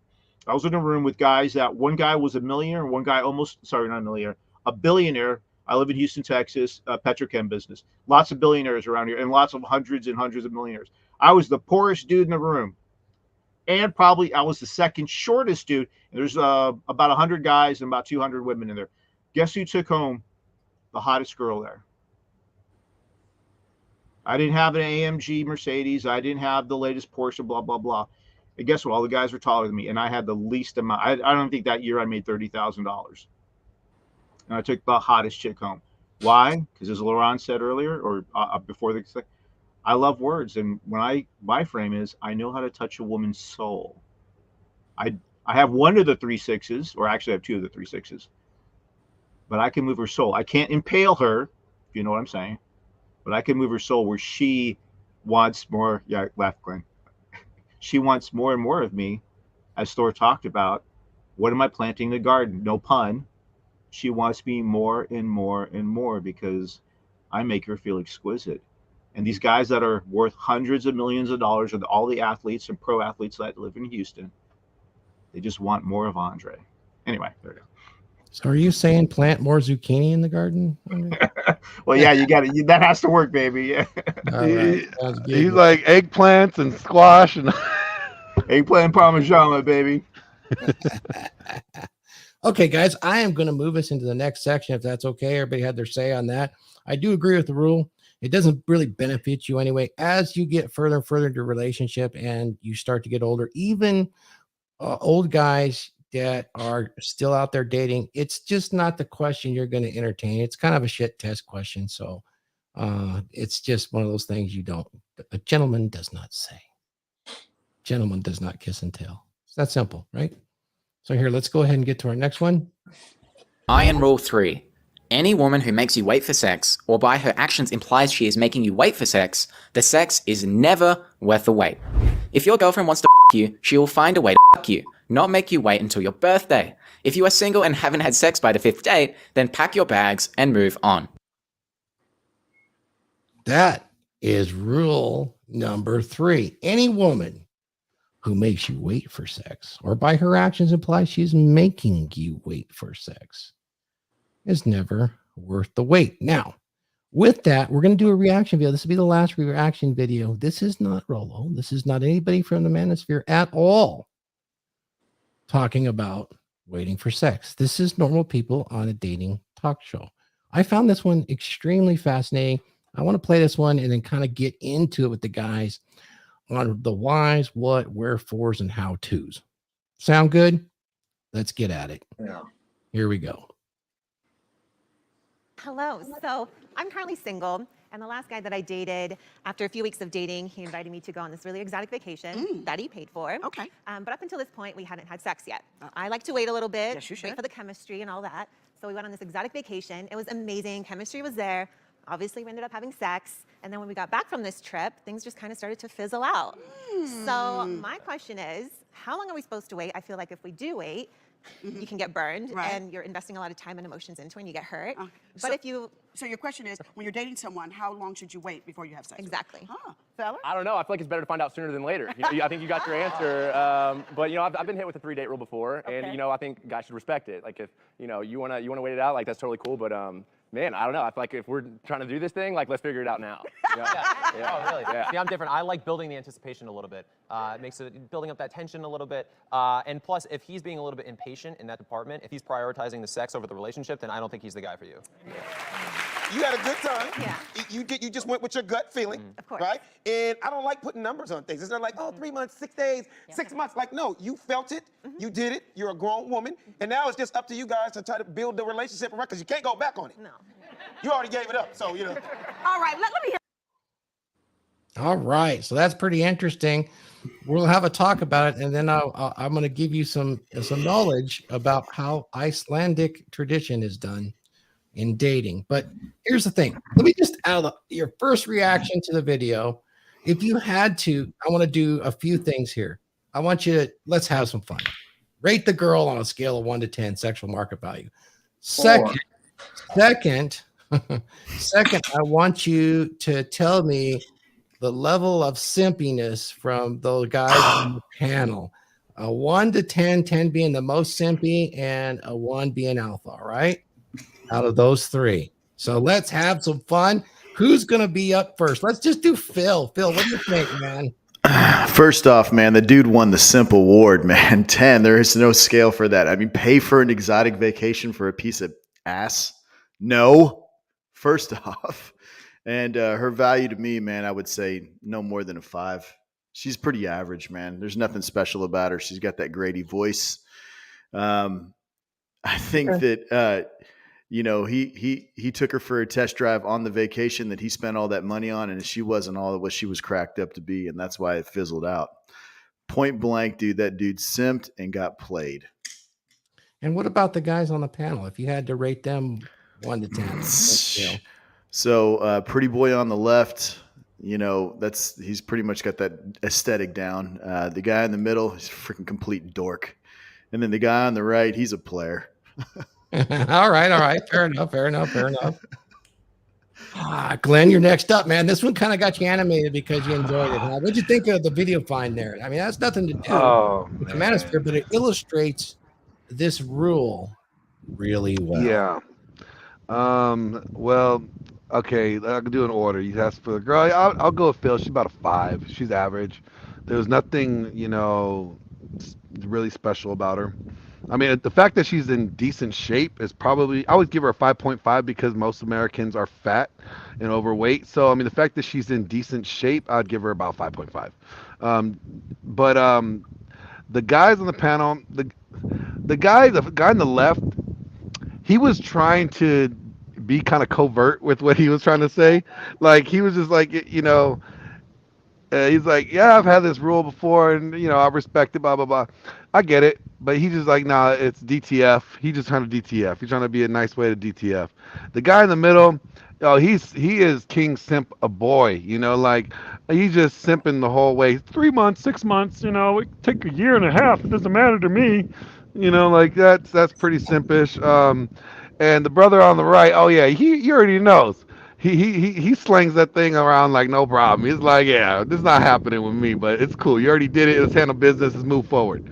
But what I found interesting about this video is that guys don't understand what I see is that guys don't understand the rule itself. It's like, if a woman is making you wait for sex, she's still vetting you, all right? And she's trying to convince herself why she wants to sleep with you, all right? And women know within the first 10 minutes whether or not they will sleep with you or not. So if they're having to wait 3, 4, 6, 7, 20 dates, they're trying to convince themselves, because you may check off all the boxes on certain areas, but that attraction desire level is not there, and they're trying to convince themselves that they actually do desire you. That's just my opinion. Oh, that was good. That's really fun. Laurent, we're coming to you, man. You got the same questions. I mean, this is not a manosphere thing, but it illustrates this rule precisely in real life. She struggled with it too. Did you notice she had a problem with it? She simped him and it didn't work out well. What I've picked up is that actually, in her mind, the guy friend zoned himself. Yep. So, I mean, girls don't put you in the friend zone. Guys put themselves in the friend zone. So the guy, she will originally had an attraction with the guy. That the guy simped his way through. Okay, let's go for exotic vacation, and then finally landed it. And it fizzled out. I guess it fizzled out on both sides. So pretty boy, as far as attraction is concerned, I like the tall, slim chick type. So I would get, and she's exotic to me, meaning she's not Asian. So, so I would give her a 6. She seems like a normal, regular, decent girl. She doesn't seem like she has a super high body count, to come back to the previous one. Pretty boy, obviously, he nails it by the looks. So, I mean, he's probably like slips into some pussies here and there. He probably falls over it. The guy in the middle, like hopeless. He's got 0 games, 0 nothing. And the third guy, like the brother, yeah. The guy, I can schmooze his way into anything. Yeah. So excellent analysis. Andre, you're up, brother. I would say that so she probably has a master's degree. You can tell by her clothes and her etiquette. She's a little bit, I'm kind of better, but she was asking, why is she asking a hostess of a what should it be? As her looks, I think she's like a 6.5 to a 7.3, depending. I'd have to see the rest of her body. The first guy, the blonde guy, he was, killing it aesthetically, but he was the most needy out of 3 guys. He was agreeing with the girl because if you go back, play that, he's like, yeah, babe. His eyes went like this. If you saw that, it's like, yeah. And he was overdoing this. And he was like, I want to, whatever you say, but he had to do that 3 thing. So he was needy for her. So he was in a state of needy because she was his type, or he wanted to get with her. And he goes, I stand a better chance than these 2 guys. The guy in the middle, Phil, nailed it. He's a nerd. He had that aesthetic jaw. He had if he cut his hair, I didn't like his haircut, but that's me. And I didn't know what he was wearing. It didn't seem to fit his personality. The black dude was the player. He's like, man, I'm Jamaican. I'm going to throw it at, as Eddie Murphy, I'm going to throw it at my right shoulder. Hey, baby, let's go to the beach. I mean, yeah. So anyway, that's good assessment. I think we're all kind of heading the same direction. Mark Daniels, what did you see in this interaction? And considering Iron Rule number 3, what do you think? Well, I would have to give the girl a 4 because she doesn't impress me at all. But maybe lean toward a 5, like Glenn said. For the U.S., she's not too bad.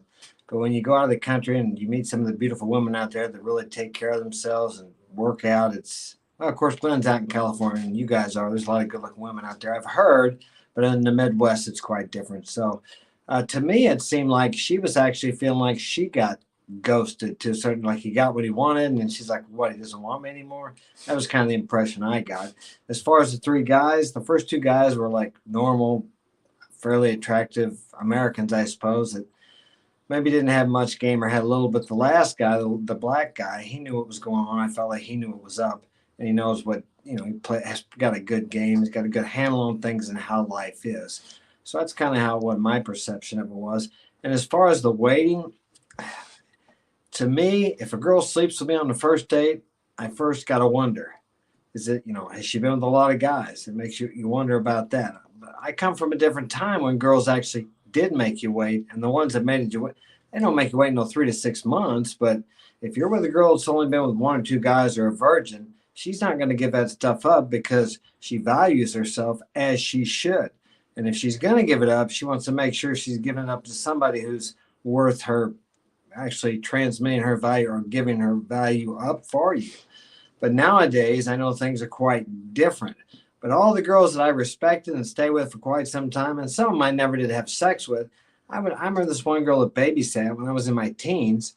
I was probably 17. I'd go over there every Saturday night. We'd play the same game. I'd get her pants off, she'd pull them back up. I'd get them off, she'd pull them. I'd get her bra undone, she'd snap it back. But this went on for quite some time. I was never with her, but other girls that I did that to, that I eventually with, I ended up staying with them for a while. They made it a challenge for me to be with them. And I like that, as opposed to the girls that would just, I had one girl when I was young, she just got in the back seat, took her clothes off, and just laid there. And it's like, did I want to be with her again? No, I didn't. But I realize it's so different today, because if a girl says no now and you continue to be persistent, I'm not talking about forceful, and maybe later on she regrets what happened, or her girlfriends make fun of her because they don't like the guy. If you're an honest guy and you go to court over that, that would be construed as rape because she said no 4, 5, or 6 times. So I don't envy the young men at all. And I'm glad I'm not in that type of dating scene, because, I mean, I come from a time when the girls said no. They didn't just give it up. You had to be persistent.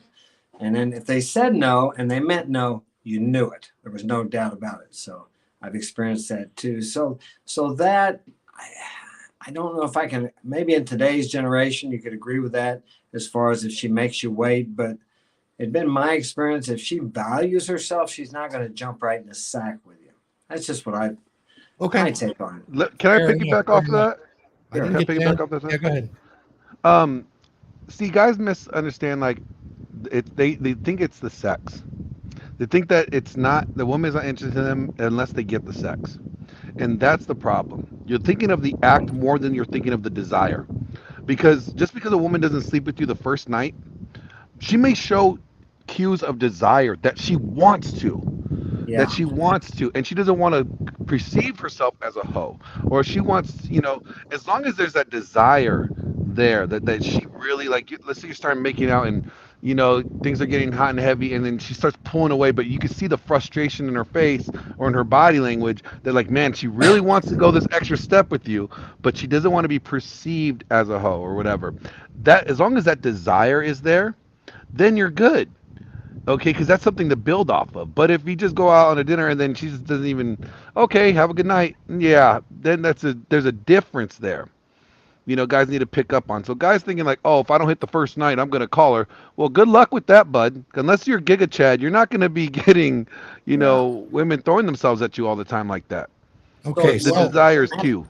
I have to wonder in that rule then what he would mean is not just like some girl that goes out with you and you're just taking her to dinner, or you're taking her to a movie and you keep going out and it never gets to the point what Glenn's talking about.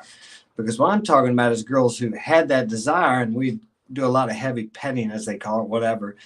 And, and you would see them again, but it wasn't like I was just taking them out or spending money on them, or I never took anybody out. I just met them somewhere. But yeah, so I think maybe that rule leans more in that area, possibly. I want to answer the question.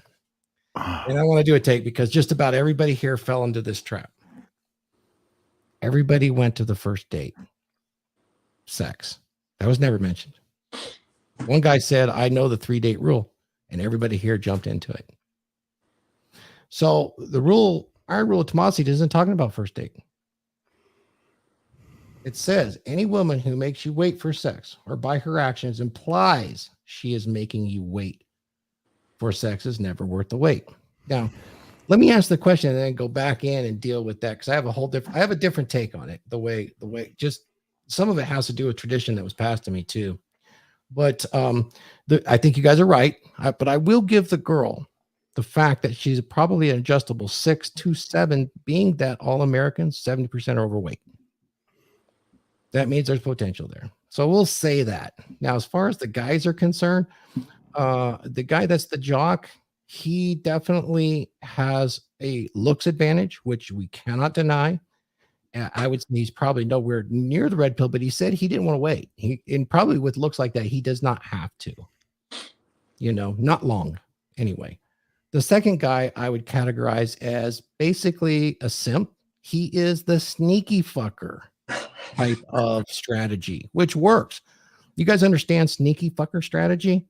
Oh, girls, I understand you. It's so good. It's okay. You want to wait. It's perfectly fine. You're such a lady. And who would do that? Who would want to fuck you on the second or first date? That's so that's just uncouth. They should wait and respect you. And then maybe they can sneak their dick in your ass. How about that? That's that kind of strategy that is it kind of pisses me off because it's disingenuous of his true nature. And then, of course, our brother on the end, man, he's got the finesse game, lady. I'm going to tell you I'm going to put you in a spot where you have the desire that once it gets to a certain level and the arousal is point, and clothes are flying, and kisses are being thrown, and it's damn the torpedoes, full steam ahead. And so I think you guys all nailed it really well. I was told stories of this, and you guys can validate this on YouTube. I'll use Iceland, current Iceland as an example, and past Iceland, raised from a long line of really rugged Vikings. And they're a small community, 500,000 to 1 million. And in their community, all beautiful people too, big muscled, blonde women, in shape sort of thing. And they usually, over their age of consent's like 15 or 16, but when they date, it is expected that sex will arrive within the first date, 2-3 dates out. I think maybe this is where some of it came from. And there's a reasoning behind it. And the reasoning over there was that they date with the intention of finding a mate. That would be a wife. And what they do is they get that sex out of the way pretty quickly to find out if they're even compatible. Because a lot of times sex is awkward at first, and it also illustrates desire. When there's high levels of desire, yes, there's some awkwardness and trepidation, but if it's there to begin with, regardless of whether it's the first, the third date, when it starts to jive and the vibe starts to meld, there's a passionate level of sex that really goes a long way toward gluing the relationship into a spot where men can answer the question, could I be faithful to this woman? And where the woman says, this is the only man that I ever want to be with. And, that glue is perishable. So they find out up front if they're even compatible in that area, because if they force it in a different way over time with such a small population, they realize that they have a struggle. Population goes down. They're not hitting it on all cylinders, so to speak, when they don't find that out and they've invested their time in somebody that's not really sexually compatible with them. That doesn't lead to a healthy, good, long-term relationship. It really does not, no matter what anybody says. That's the raw truth. So if you're dating today, and where I think this rule really boils down is when a woman, you're dating to find out if she has desire. And if you're doing your part as a dominant masculine presence correctly, she's going to develop a desire for you. Not every woman will, but those that do, you will almost have to turn down sex on that first or second date. They will doll themselves up. They'll fly across the country because they have such a need to secure it. They have to secure the alpha. This is very much instinctual. And I think every one of us has seen that in our lifetimes. We're old enough to have seen it. When that happens, now you're in a situation where it is definitely you have the power advantage in the relationship. It's going to sound horrible, but it's the position you want to be if you're going to lead the relationship. And that's what we say. Men must lead the relationship to be successful. And they're leading the relationship. I don't care about careers. I don't care about none of that stuff. But in that relationship, he's leading it as the universe has designed us to be. And it has been for hundreds of thousands of years. We just don't turn it off. Is there wild anomalies that are exceptions? Sure. But you know what? For the rest of us, we have to live in the other realm, which is the majority rule. And it is what it is. So if the woman's making you wait arbitrarily, it definitely does not have the genuine desire. Could she build genuine desire eventually? Yes, but she will always have started off on a footing of not quite being there. Is that where you go with this? You're going to find women that are like that, but by God, if I was going to stack 10 women and 7 of them I had to work to the 5th, 6th, and they showed, they did heavy petting, they did all that stuff, but when the opportunity presented itself, we were alone, it was romantic, everything for most normal women, if they had burning desire, would have been a clothes tear off. This is going to happen now. I have to secure it right now. And they make you wait. You are in a very poor position to continue on with the relationship. That's what I think the root and the spirit of this rule is. And at least that's what I've seen, is what I've read. It's been my life experience. When they say the 3 rule thing, I think in general, yeah, okay, within 3 dates, you should have a deep understanding of what her genuine level of desire is for you and what her level of arousal is around you. You should have tried to sexually escalate on that first date. I don't care what's going on. Sneaky fucker isn't going to do it, but you do it because it shows your masculinity and it gauges her level of genuine desire. If she's like, oh, it's just not right now, whatever it is, but you're getting that, and you know that next time the pheromones are there, you'll know, because if you don't have sex on that first date and the next day she is ringing your phone off the hook, sending you pictures, and can't wait to get to the next one, you know what's coming next. She's going to crawl through broken glass, jump through your window, even if you're married, to have sex with you and lock you down. This is the raw truth that's bitter to swallow. This is a lot of people get hung up, and it's not flattering to think women are like that. But, you know, women also use that other side of their hypergamous nature to secure provisioning. And how do they secure provisioning? They get a thirsty guy that will get little bits and scraps of poon and throw tons of money, effort, and time to have it. Gentlemen, those little bits and scraps of poon, they ain't worth it. They ain't worth it, and they'll be used against you. That power dynamic does not last. So I want to share a story about this. So I'm not going to say any names because they frequent the chat. So I went on a date with this person, right? And we went on a fruit, like we hung out together socially before, met him at the gym. And our first date, I was asked, what would I want them to wear? What did I want them to wear underneath what they were wearing?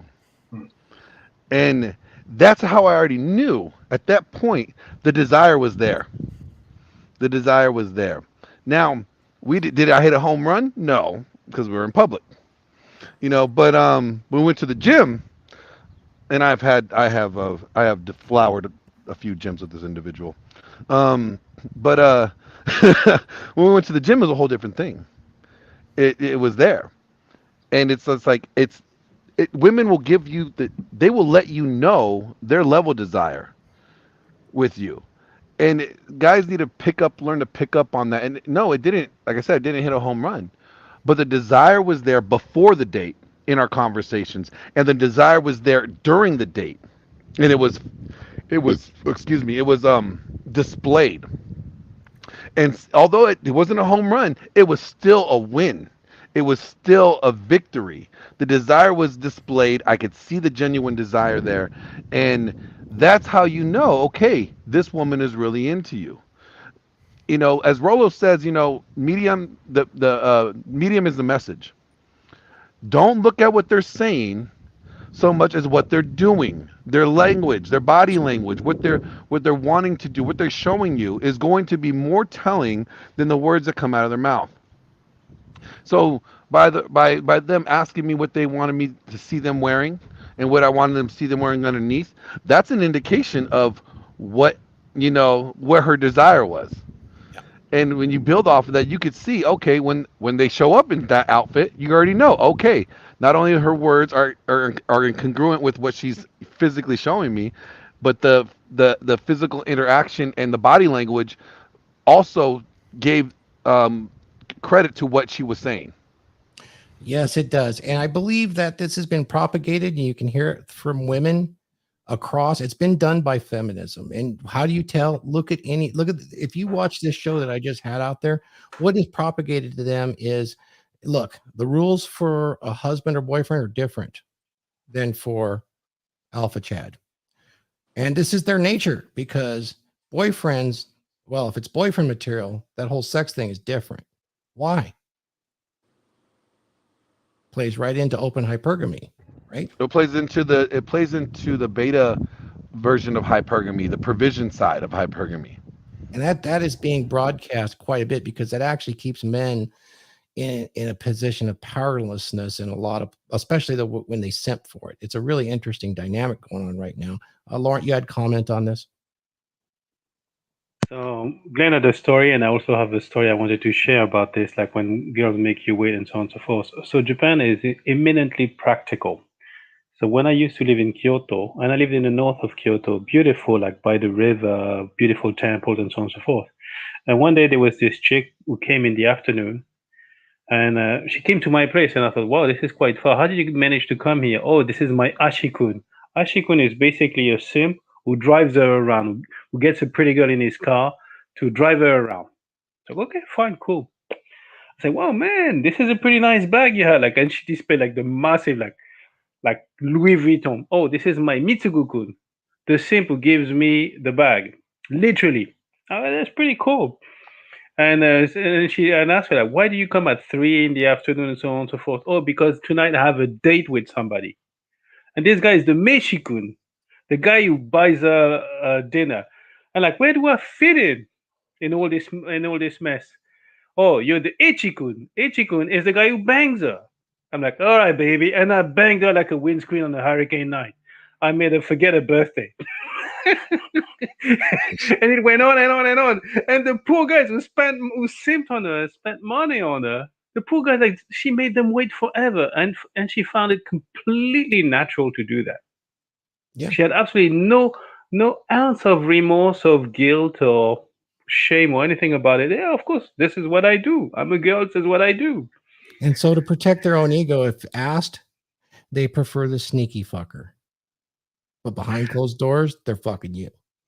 Exactly. And you know, like the guy she was having dinner with, like literally, like, can you imagine this chick had her lips wrapped around my eggplant, and then a couple of hours down the road, she would kiss this guy with the same lips.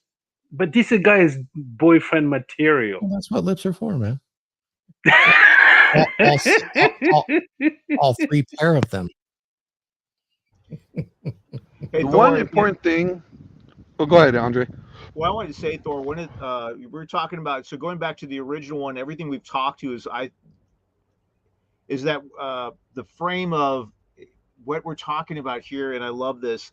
One of the things that hurt pickup for men, and why it's still, pickup training is still 1%, not 1%, but less than 1% successful, and why the guys that listen to this are going to be more successful, is that they were talking about, and what you're talking about, the sneaky fucker thing is, and as Laurent just said, the guys aren't going to get it, right? Or maybe down the road, but they're not now, maybe years, right? Direct game versus indirect game. I didn't have time. I was opening up restaurants, working 100 to 110 to 120 hours a week. I didn't have time. I would literally schedule my dates whenever I could. And so I was like, I don't even believe in and then this nonsense too of day game versus night game. I don't like that, even that concept. There's only art. Did you ask the woman you want? I'd go up and look, I'd really like to, I want to date you. I want to take you for a cup of coffee, buy you some cheesecake. I want to see if we have anything here for us. That's my pickup line. I'm soliciting the sale. I'm closing and see if she qualifies. And some people, and I'm very direct, but I'm cool with it. But that's why the sneaky fucker thing is hurting more guys, because they're not. What's your intent? I am a man. I want to mate and have babies with you. Well, you know, sorry, go ahead. A lot of female dating coaches do, you know, until recently, really do kind of promote sneaky fucker sex. You know, sneaky fucker strategy. I mean, agreed. You know, and media does as well. Oh, where are you going to find them? Where are all the nice guys gone? You know, well, they don't like nice guys, and guys will listen and say, well, she's telling me the secrets, right? How to do it. Well, you know what? Sex is not that important, guys. You know, it's not everything in a relationship. It's the mortar that holds the bricks together, and without that, there's no relationship. Right up there with breathing. How important is it? Look, if you're not banging them, you are their girlfriend, like Rolo says. There's the only difference between, you know, sex. What makes sex so important is I don't fuck my friends. Okay? Like, I don't bang my friends. I bang the woman I'm with. That's what makes sex so important. That takes it to a different level. That separates the relationship from platonic to intimate, is when you are sexually involved. So sex is extremely important in a relationship. It is the relationship, guys. You leave your legacy through sex. I was just having a conversation. And apologies for being a little late here. It's working on a lot of different things last night. The ship has sailed. You know what? We turned around and picked you up, buddy. We got to have you on the oar. Absolutely. Thanks for having me again. What you're talking about, where sex is the relationship. I was just having a discussion with a guy last night, and with the girl that I'm seeing now, the very first night, I had sex with her 5 times. We went 5 times first night, and that left an imprint on her that has established how the relationship has gone ever since. Mm-hmm. You know, I wanted to circle on that too. You know, if she shows low interest, you know, the first date, here's the thing. If you're dating some out there in the dating world and you're dating and looking for chicks or whatever, man, here's the real one right here. Low investment on your part. That's what red pill theory is all about, right? You meet her close to your house, logistics are set up. If the chemistry's there, you bang her. Okay, because if she's not banging you, she's banging someone else. And that's just pure and simple. You can be the nice guy and simp your way for vacations and dinner and, you know, trips to the mall or all that, or you can bang her. That's what it's all about in the end. You know, the moral of the story is if your frame is solid and she shows interest, boom, tear it up. If she's withholding sex or shows zero interest, put her lower in your rotation. You know, and that's it. You know, if you still like her, put her down, drop a few rungs on the ladder, put her down a little bit lower than the other girls that are in your rotation. Give her one more opportunity. But, you know, after 2, if she's not willing to bang, there is no chemistry. There is no sexual desire there. Why waste your time and effort? You have limited time, gentlemen. Absolutely. Excellent. Huds, we are talking about Iron Rule of Tomassi 3, and we had a pretty darn good video example. I don't know if you caught it, but any woman that makes you wait for sex by her actions implies she is making you wait for sex, or implies that making you wait for sex, the sex is never worth the wait. What's your thoughts? Well, my main thoughts on that, and that's what I try and work with people on, is directing your conversation. So when you're dealing with somebody, you don't want to have a text buddy. You don't want to have a chit chat buddy. You want to actually pull the conversation towards something sexual, because you guys are looking for a date. You're looking for a relationship. So if you're not doing that, you're already making a mistake as a man, and you're sending mixed signals. So I think it's a very important one. I know that they say if she doesn't sleep with you the first night, like, it's not worth it. I think it's fair to do up to 3 dates. However, typically I would say 2, because sometimes girls, like, they'll be in the period, they're uncomfortable, something, whatever. But you definitely need to get to your end goal as soon as possible, instead of doing what I guess they would call sneaky fucker game. Let me challenge you on the first part. Go ahead. I'm on my period. You know, genuine desire, that doesn't exist, period or not. It's too late. You got to secure that alpha. Not if you guys just met. I'm just telling you from experience. Not if you guys had just met and there's not alcohol involved in the situation. There are certain girls that will still push back. I've sailed the. Well, I didn't say there wouldn't, but I've lived enough life to know and see that does happen. I've got a lot of red wings too, man. I know. So what, you know, I'm not saying there's not the possibility and that there's circumstances. In fact, what we did with the video we watched is everybody jumped into the number of dates that were acceptable for sex to occur. Seems as though the ladies are hung up on this too. And I don't think it's a numbers game. It's a desire level game. Mm-hmm. Yeah, that's what I said. Remember, I said it's not about the sex. It's about the desire there for the sex. Yes. That, you know, as long as she's if she's showing that, damn, she really wants to bang you, but something's holding her back, that's okay. She could be religious. She could have, you know, old traditional values, like coming from Marx and Thor's age, you know, way back when. You know, they may. It was so long ago, they didn't even have periods, Glenn. Exactly. Shit. Adam and Eve status. But here's the thing. Like, I think a lot of guys need to get in all this is that you know, the desire present is more important than sex available in this. Okay. And when I say that, I'm not pushing back on what Phil's saying. Okay, because I'm saying that her desire to bang you has to be there in order for the second date to even take place. Because I'm not going on a date with somebody that is not showing me that they're interested in me. I don't need another friend. Okay, I have plenty. I have a whole panel here of great men that are friends. I don't need a female friend. Females are not your friends. Okay. And here's the other important thing: these guys that are like the guy in the video that took the chip, that took the chick on a trip, whatever. Those guys, sneaky fucker game. Those guys are the most predatory guys out there because they operate under a covert contract. They're like, okay, hey, I'm gonna take her shopping. I'm gonna woo her this way. You're trying to convince her. You're being very manipulative. You're leading with your wallet. You're leading with all these other things when she doesn't have desire for you, in hopes that she's going to have desire for you. And that puts a woman in a very awkward position, feeling like, oh, now that he's done this, I'm expected to do this for him.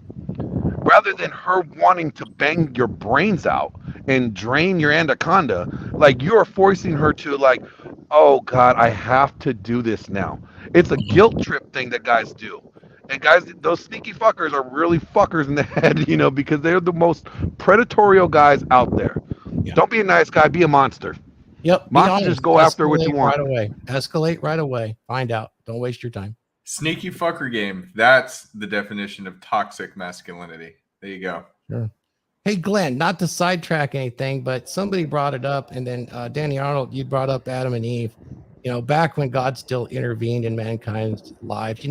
We're so honored with Glenn because Glenn actually holds a degree in theology. So, Glenn, let's ask a fun question right now as we start to wrap this thing up. Adam, he was a high-level man, it wasn't just Adam and Eve. He had another wife. Look it up. It's true. Oh, I get this. Okay. This is where I push back. Because that is it's not from the Bible. It's from the Catholic Bible. It's a little text that got the apocryphal text. It was not even when they consolidated the Bible. Right. It was not even admitted because it had no historical or biblical founding. So like it's there's this, it's more of a theory or like a conspiracy theory than anything. No, it's actually in the Book of Thomas, which is an apocryphal book that was written in the 2nd century. It just wasn't admitted in the canonization. Yeah, it's not admitted in the canonization, and that's where people will push back on it, like because there's another book in the Bible where it talks about Jesus flying. Or not in the Bible, but in the Apocrypha, like that talks about Jesus like flying like Superman, and that just it doesn't align with the biblical context. But if you want to talk about men having other wives, I mean, you have Abraham, you have King Solomon. King Solomon didn't go to war with anybody because he literally married all his enemies' daughters. He was following in old Adam's footsteps. Come on, man. Oh yeah, he was like, I'm taking all these women. Oh, you want beef with me? No, I'm gonna marry your daughter. I do. I'd pull your chain on that one. Forgive me, will you? Yeah, Laurent, you wanted to add? King David or King Solomon, who had 200 concubines? 200 concubines, that's a lot. Yeah. Really? You know what's interesting, and I want to hit this like sneaky fucker game again, because when you think about the guys that are always in trouble with girls, like date rape or date grape, we're gonna call it grape or rake or whatever, it's those guys that don't have game, that don't have frame, that are using female tactics, manipulation, to get what they want. All right, they're trying to put on this persona that they're a nice guy, and these guys really fuck up images of men. Because you know what, men, we're not nice. Okay, we are monsters. We have to be monsters, but we have to have the power to pull back that monster when we need to. Okay, and that means you're being very direct. Okay, like look, I'm not gonna swooze you and woos you exactly like Danny said. Be a fucking monster. Jordan Peterson said that too, and that blew my mind. Men need to be monsters. Men are not nice guys, and the guys that are pretending to be nice guys are really the worst monsters in disguise. They're the sheep's and wolves' clothing, or the wolves in sheep's clothing. Well, yeah, I backwards. don't want to be a sheep in a wolf's clothing. No, but like you gotta be direct. So Let them know. Yeah. Let them know up front. Look, this is what I'm about. Like I want to bang you, and if her desire's there, then great. But if you try to placate to manipulative tactics that a lot of these blue pill beta guys do, okay, you are going to set yourself. You're going to damage the woman more, but you're also going to stain your name. Yes. And as a man, you only have two things in this life: your name and your reputation. And when you stain it with something like that, sneaky fucker game, you ruin your future. In essence, because those guys that get accused for things, that follows them everywhere for the rest of their life. It's like I talked about earlier, Glenn. It's the bell that can't be unrung. Yeah, and that's why it's really important that guys that are listening right now, reach out to their peers.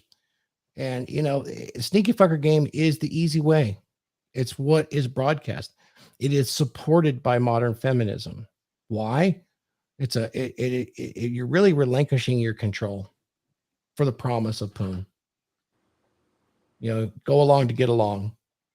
You're not going to get that passionate poon, guys. You're not going to get that level of intimacy that almost transcends spirituality by doing that. And I think every man on this panel knows what that is. And that's a beautiful thing that men and women do together. It's incredible melding of the yin and yang.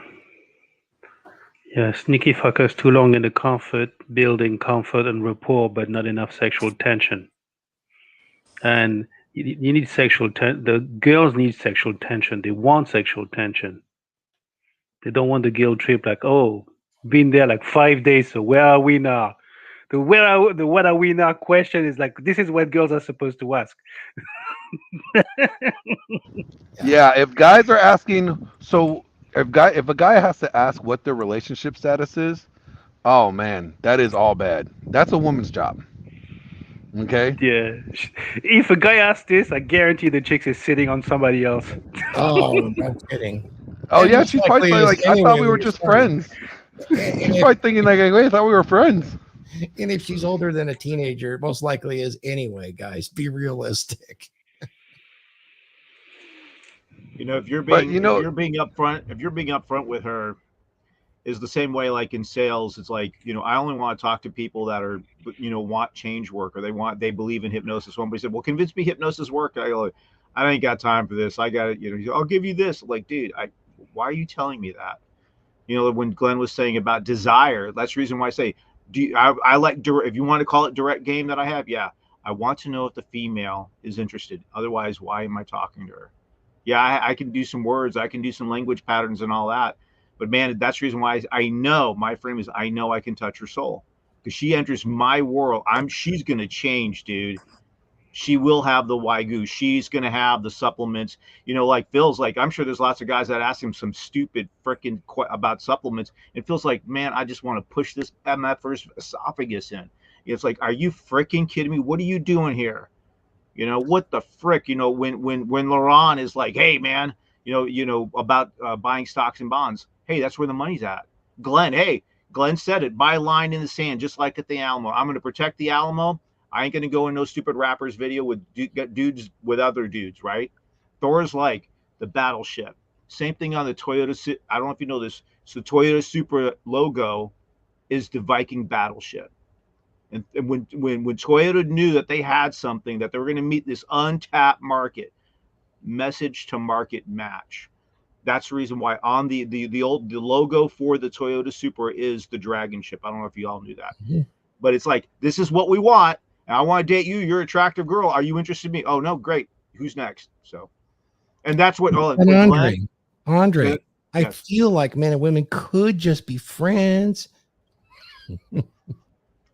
I see. I was sneaker. I didn't know I was doing weak game. I didn't know. I have to admit, I was a sneaky effort when I was a teenager because I didn't know how. Oh, tell me your problems, baby. And man, I was a wet doormat. They walked all over me, and then I just like, I'm done. I'm done. You know what? Here's the thing. And a freshman fit did this on their show. You know, guys cannot be women's friends.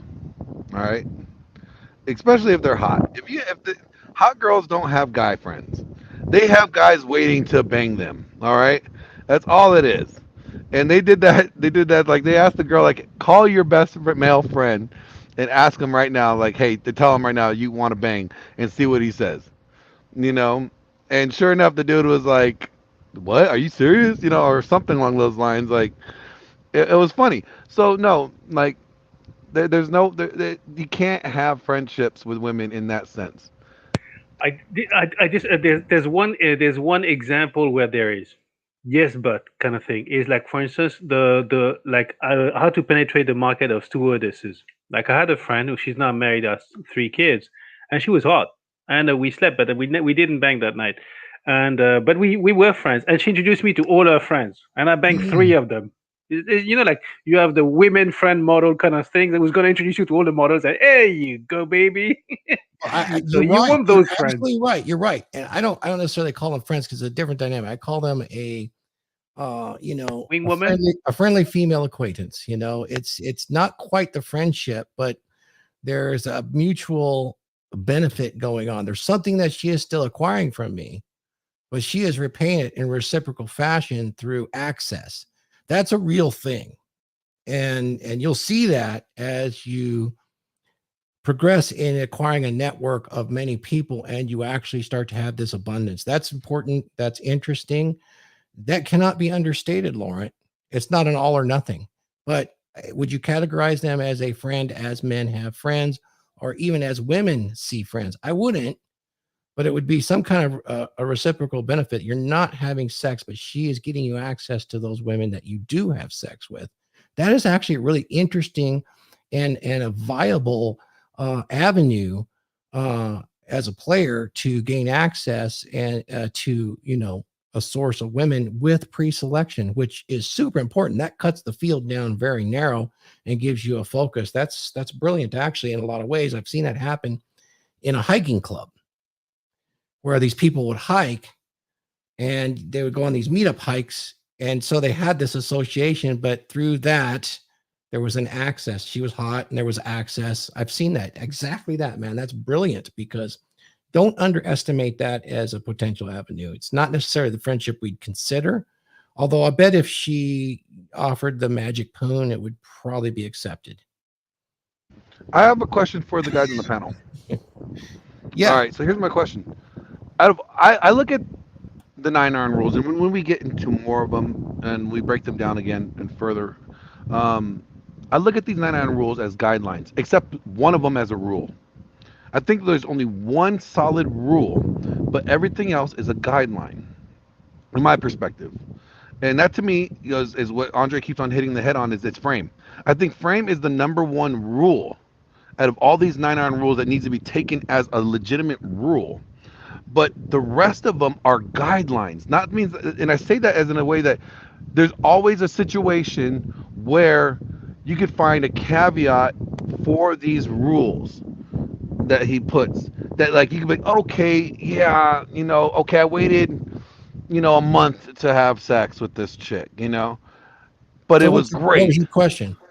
So do you guys all think all of them are guidelines, or do you guys agree with me? Like, one is the main rule and then the rest are guidelines, or do you guys feel like all of them are absolute rules? Okay, I'll answer that, because this is something that I talk about a lot when I'm giving the lectures, and I want to talk about rules. 80-20 comes out, Pareto distributions come up, right? And we've all heard the exception doesn't break the rule. Well, that's standard with all rules and laws. I mean, there are laws of physics that we think are 100%, and they're finding out they're not 100%, but they fit 99.9% of the time until scale changes it, right? So I would consider them rules for sure, but I would consider that the exceptions don't violate or invalidate the rule. That's how I would look at it. So one thing I want to say on it, Rollo always says that he doesn't give prescriptions. And when you think of the rules as similar to like Jordan Peterson's, like his rules for life or whatever, it's not exact science. So everything that you're just saying fits that exactly. It's not exact science, but it's as close as we can get to the generalization.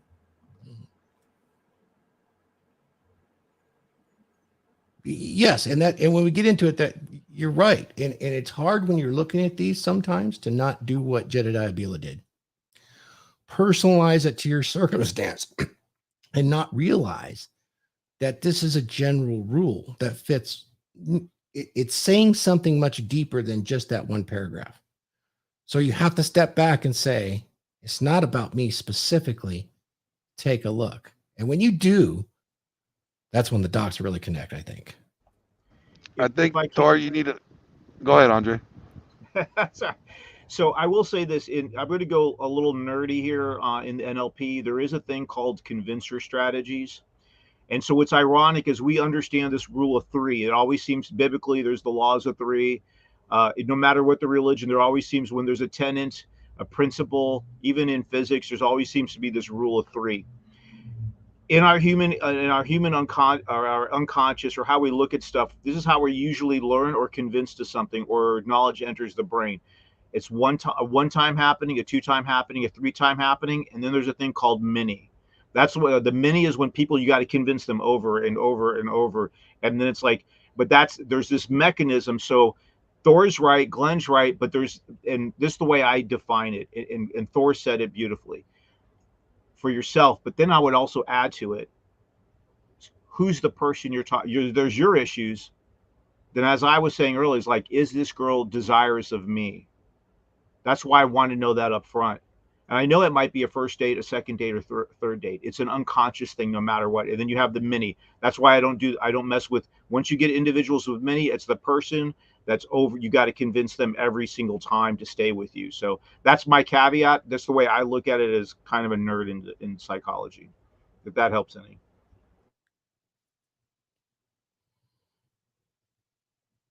Anybody else got an answer on the rules? Glenn asked a good question.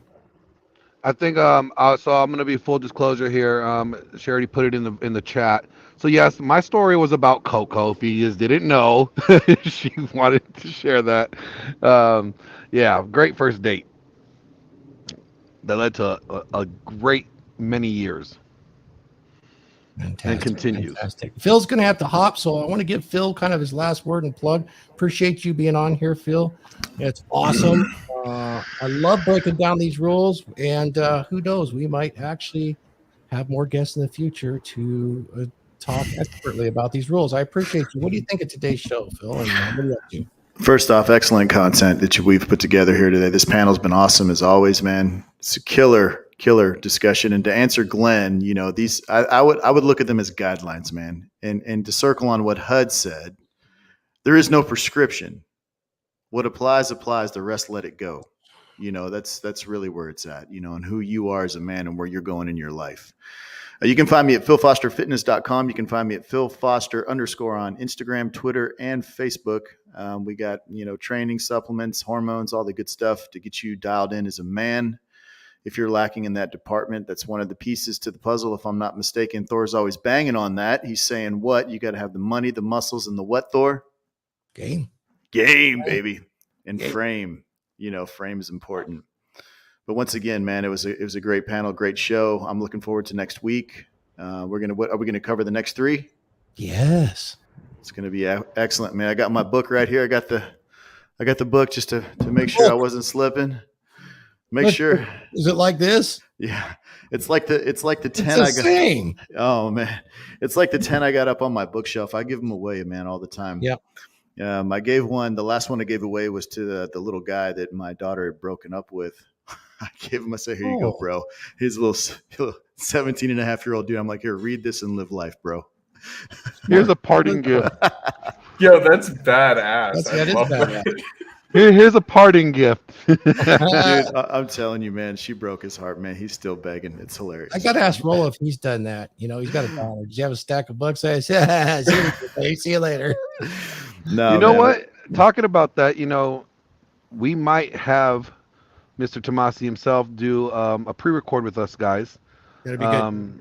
So me and Thor are talking about that. We're working that out. We need to get everybody else's schedule on that. But yeah, we might be able to have him on, do a pre-record for the next couple set of rules. So you guys definitely be on the lookout for that. That's gonna be awesome. Be solid. Nice. Thank you, Phil. Appreciate that. Yes, sir. Let's go ahead and do a wrap then if we're up to this point. And we'll just continue with Huds. Sure. So I've been working very much on this course that Andre and I are launching the first week of October. So we're finally getting everything in motion. No, we've been having everything in motion, but we're finally getting to the end, the light at the end of the tunnel.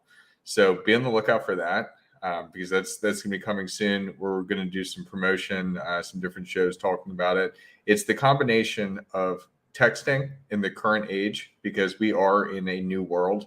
Everything is digital.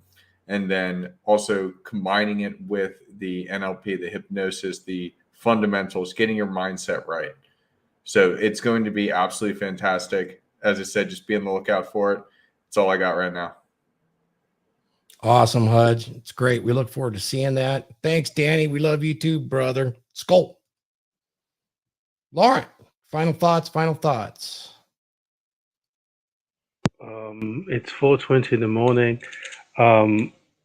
Alex and Andre, I really look forward to your course. And by the way, since we're at it, Alex, you said that you did me a disservice. Now, let's say our laundry here. I disagree with you. I totally disagree with you. As a Frenchman, we invented chivalry. I am honored, my friend. I am honored. Thank you. It took me too long. I had forgotten to do I that. am honored. You honor me. Thank you. I just wanted to let you know I was not going to leave you hanging. Thank you. Thank you, my friend. Thank you. For those of you that don't know, we do a little pre-show before we come on and an after action. We have more fun than you guys would ever imagine. Someday we'll put up a locals where you guys can actually watch it all. And you know what? That'll be great. I think that'd be pretty fun because we have some interactions that is pretty damn funny. It'd have to be for serious listeners, though.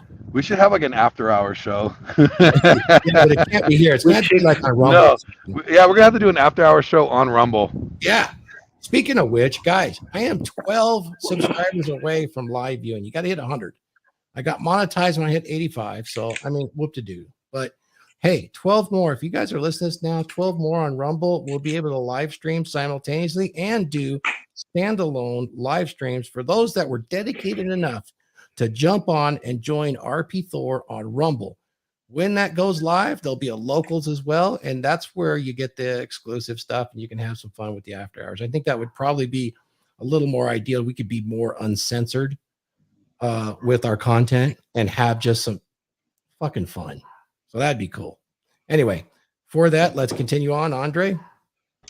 Your NLP hypnosis guy here. I am coming out with a product on texting, dealing with how the reality of how the game has changed. And we always have to, no matter what sport or whatever you're doing in life, you have to change.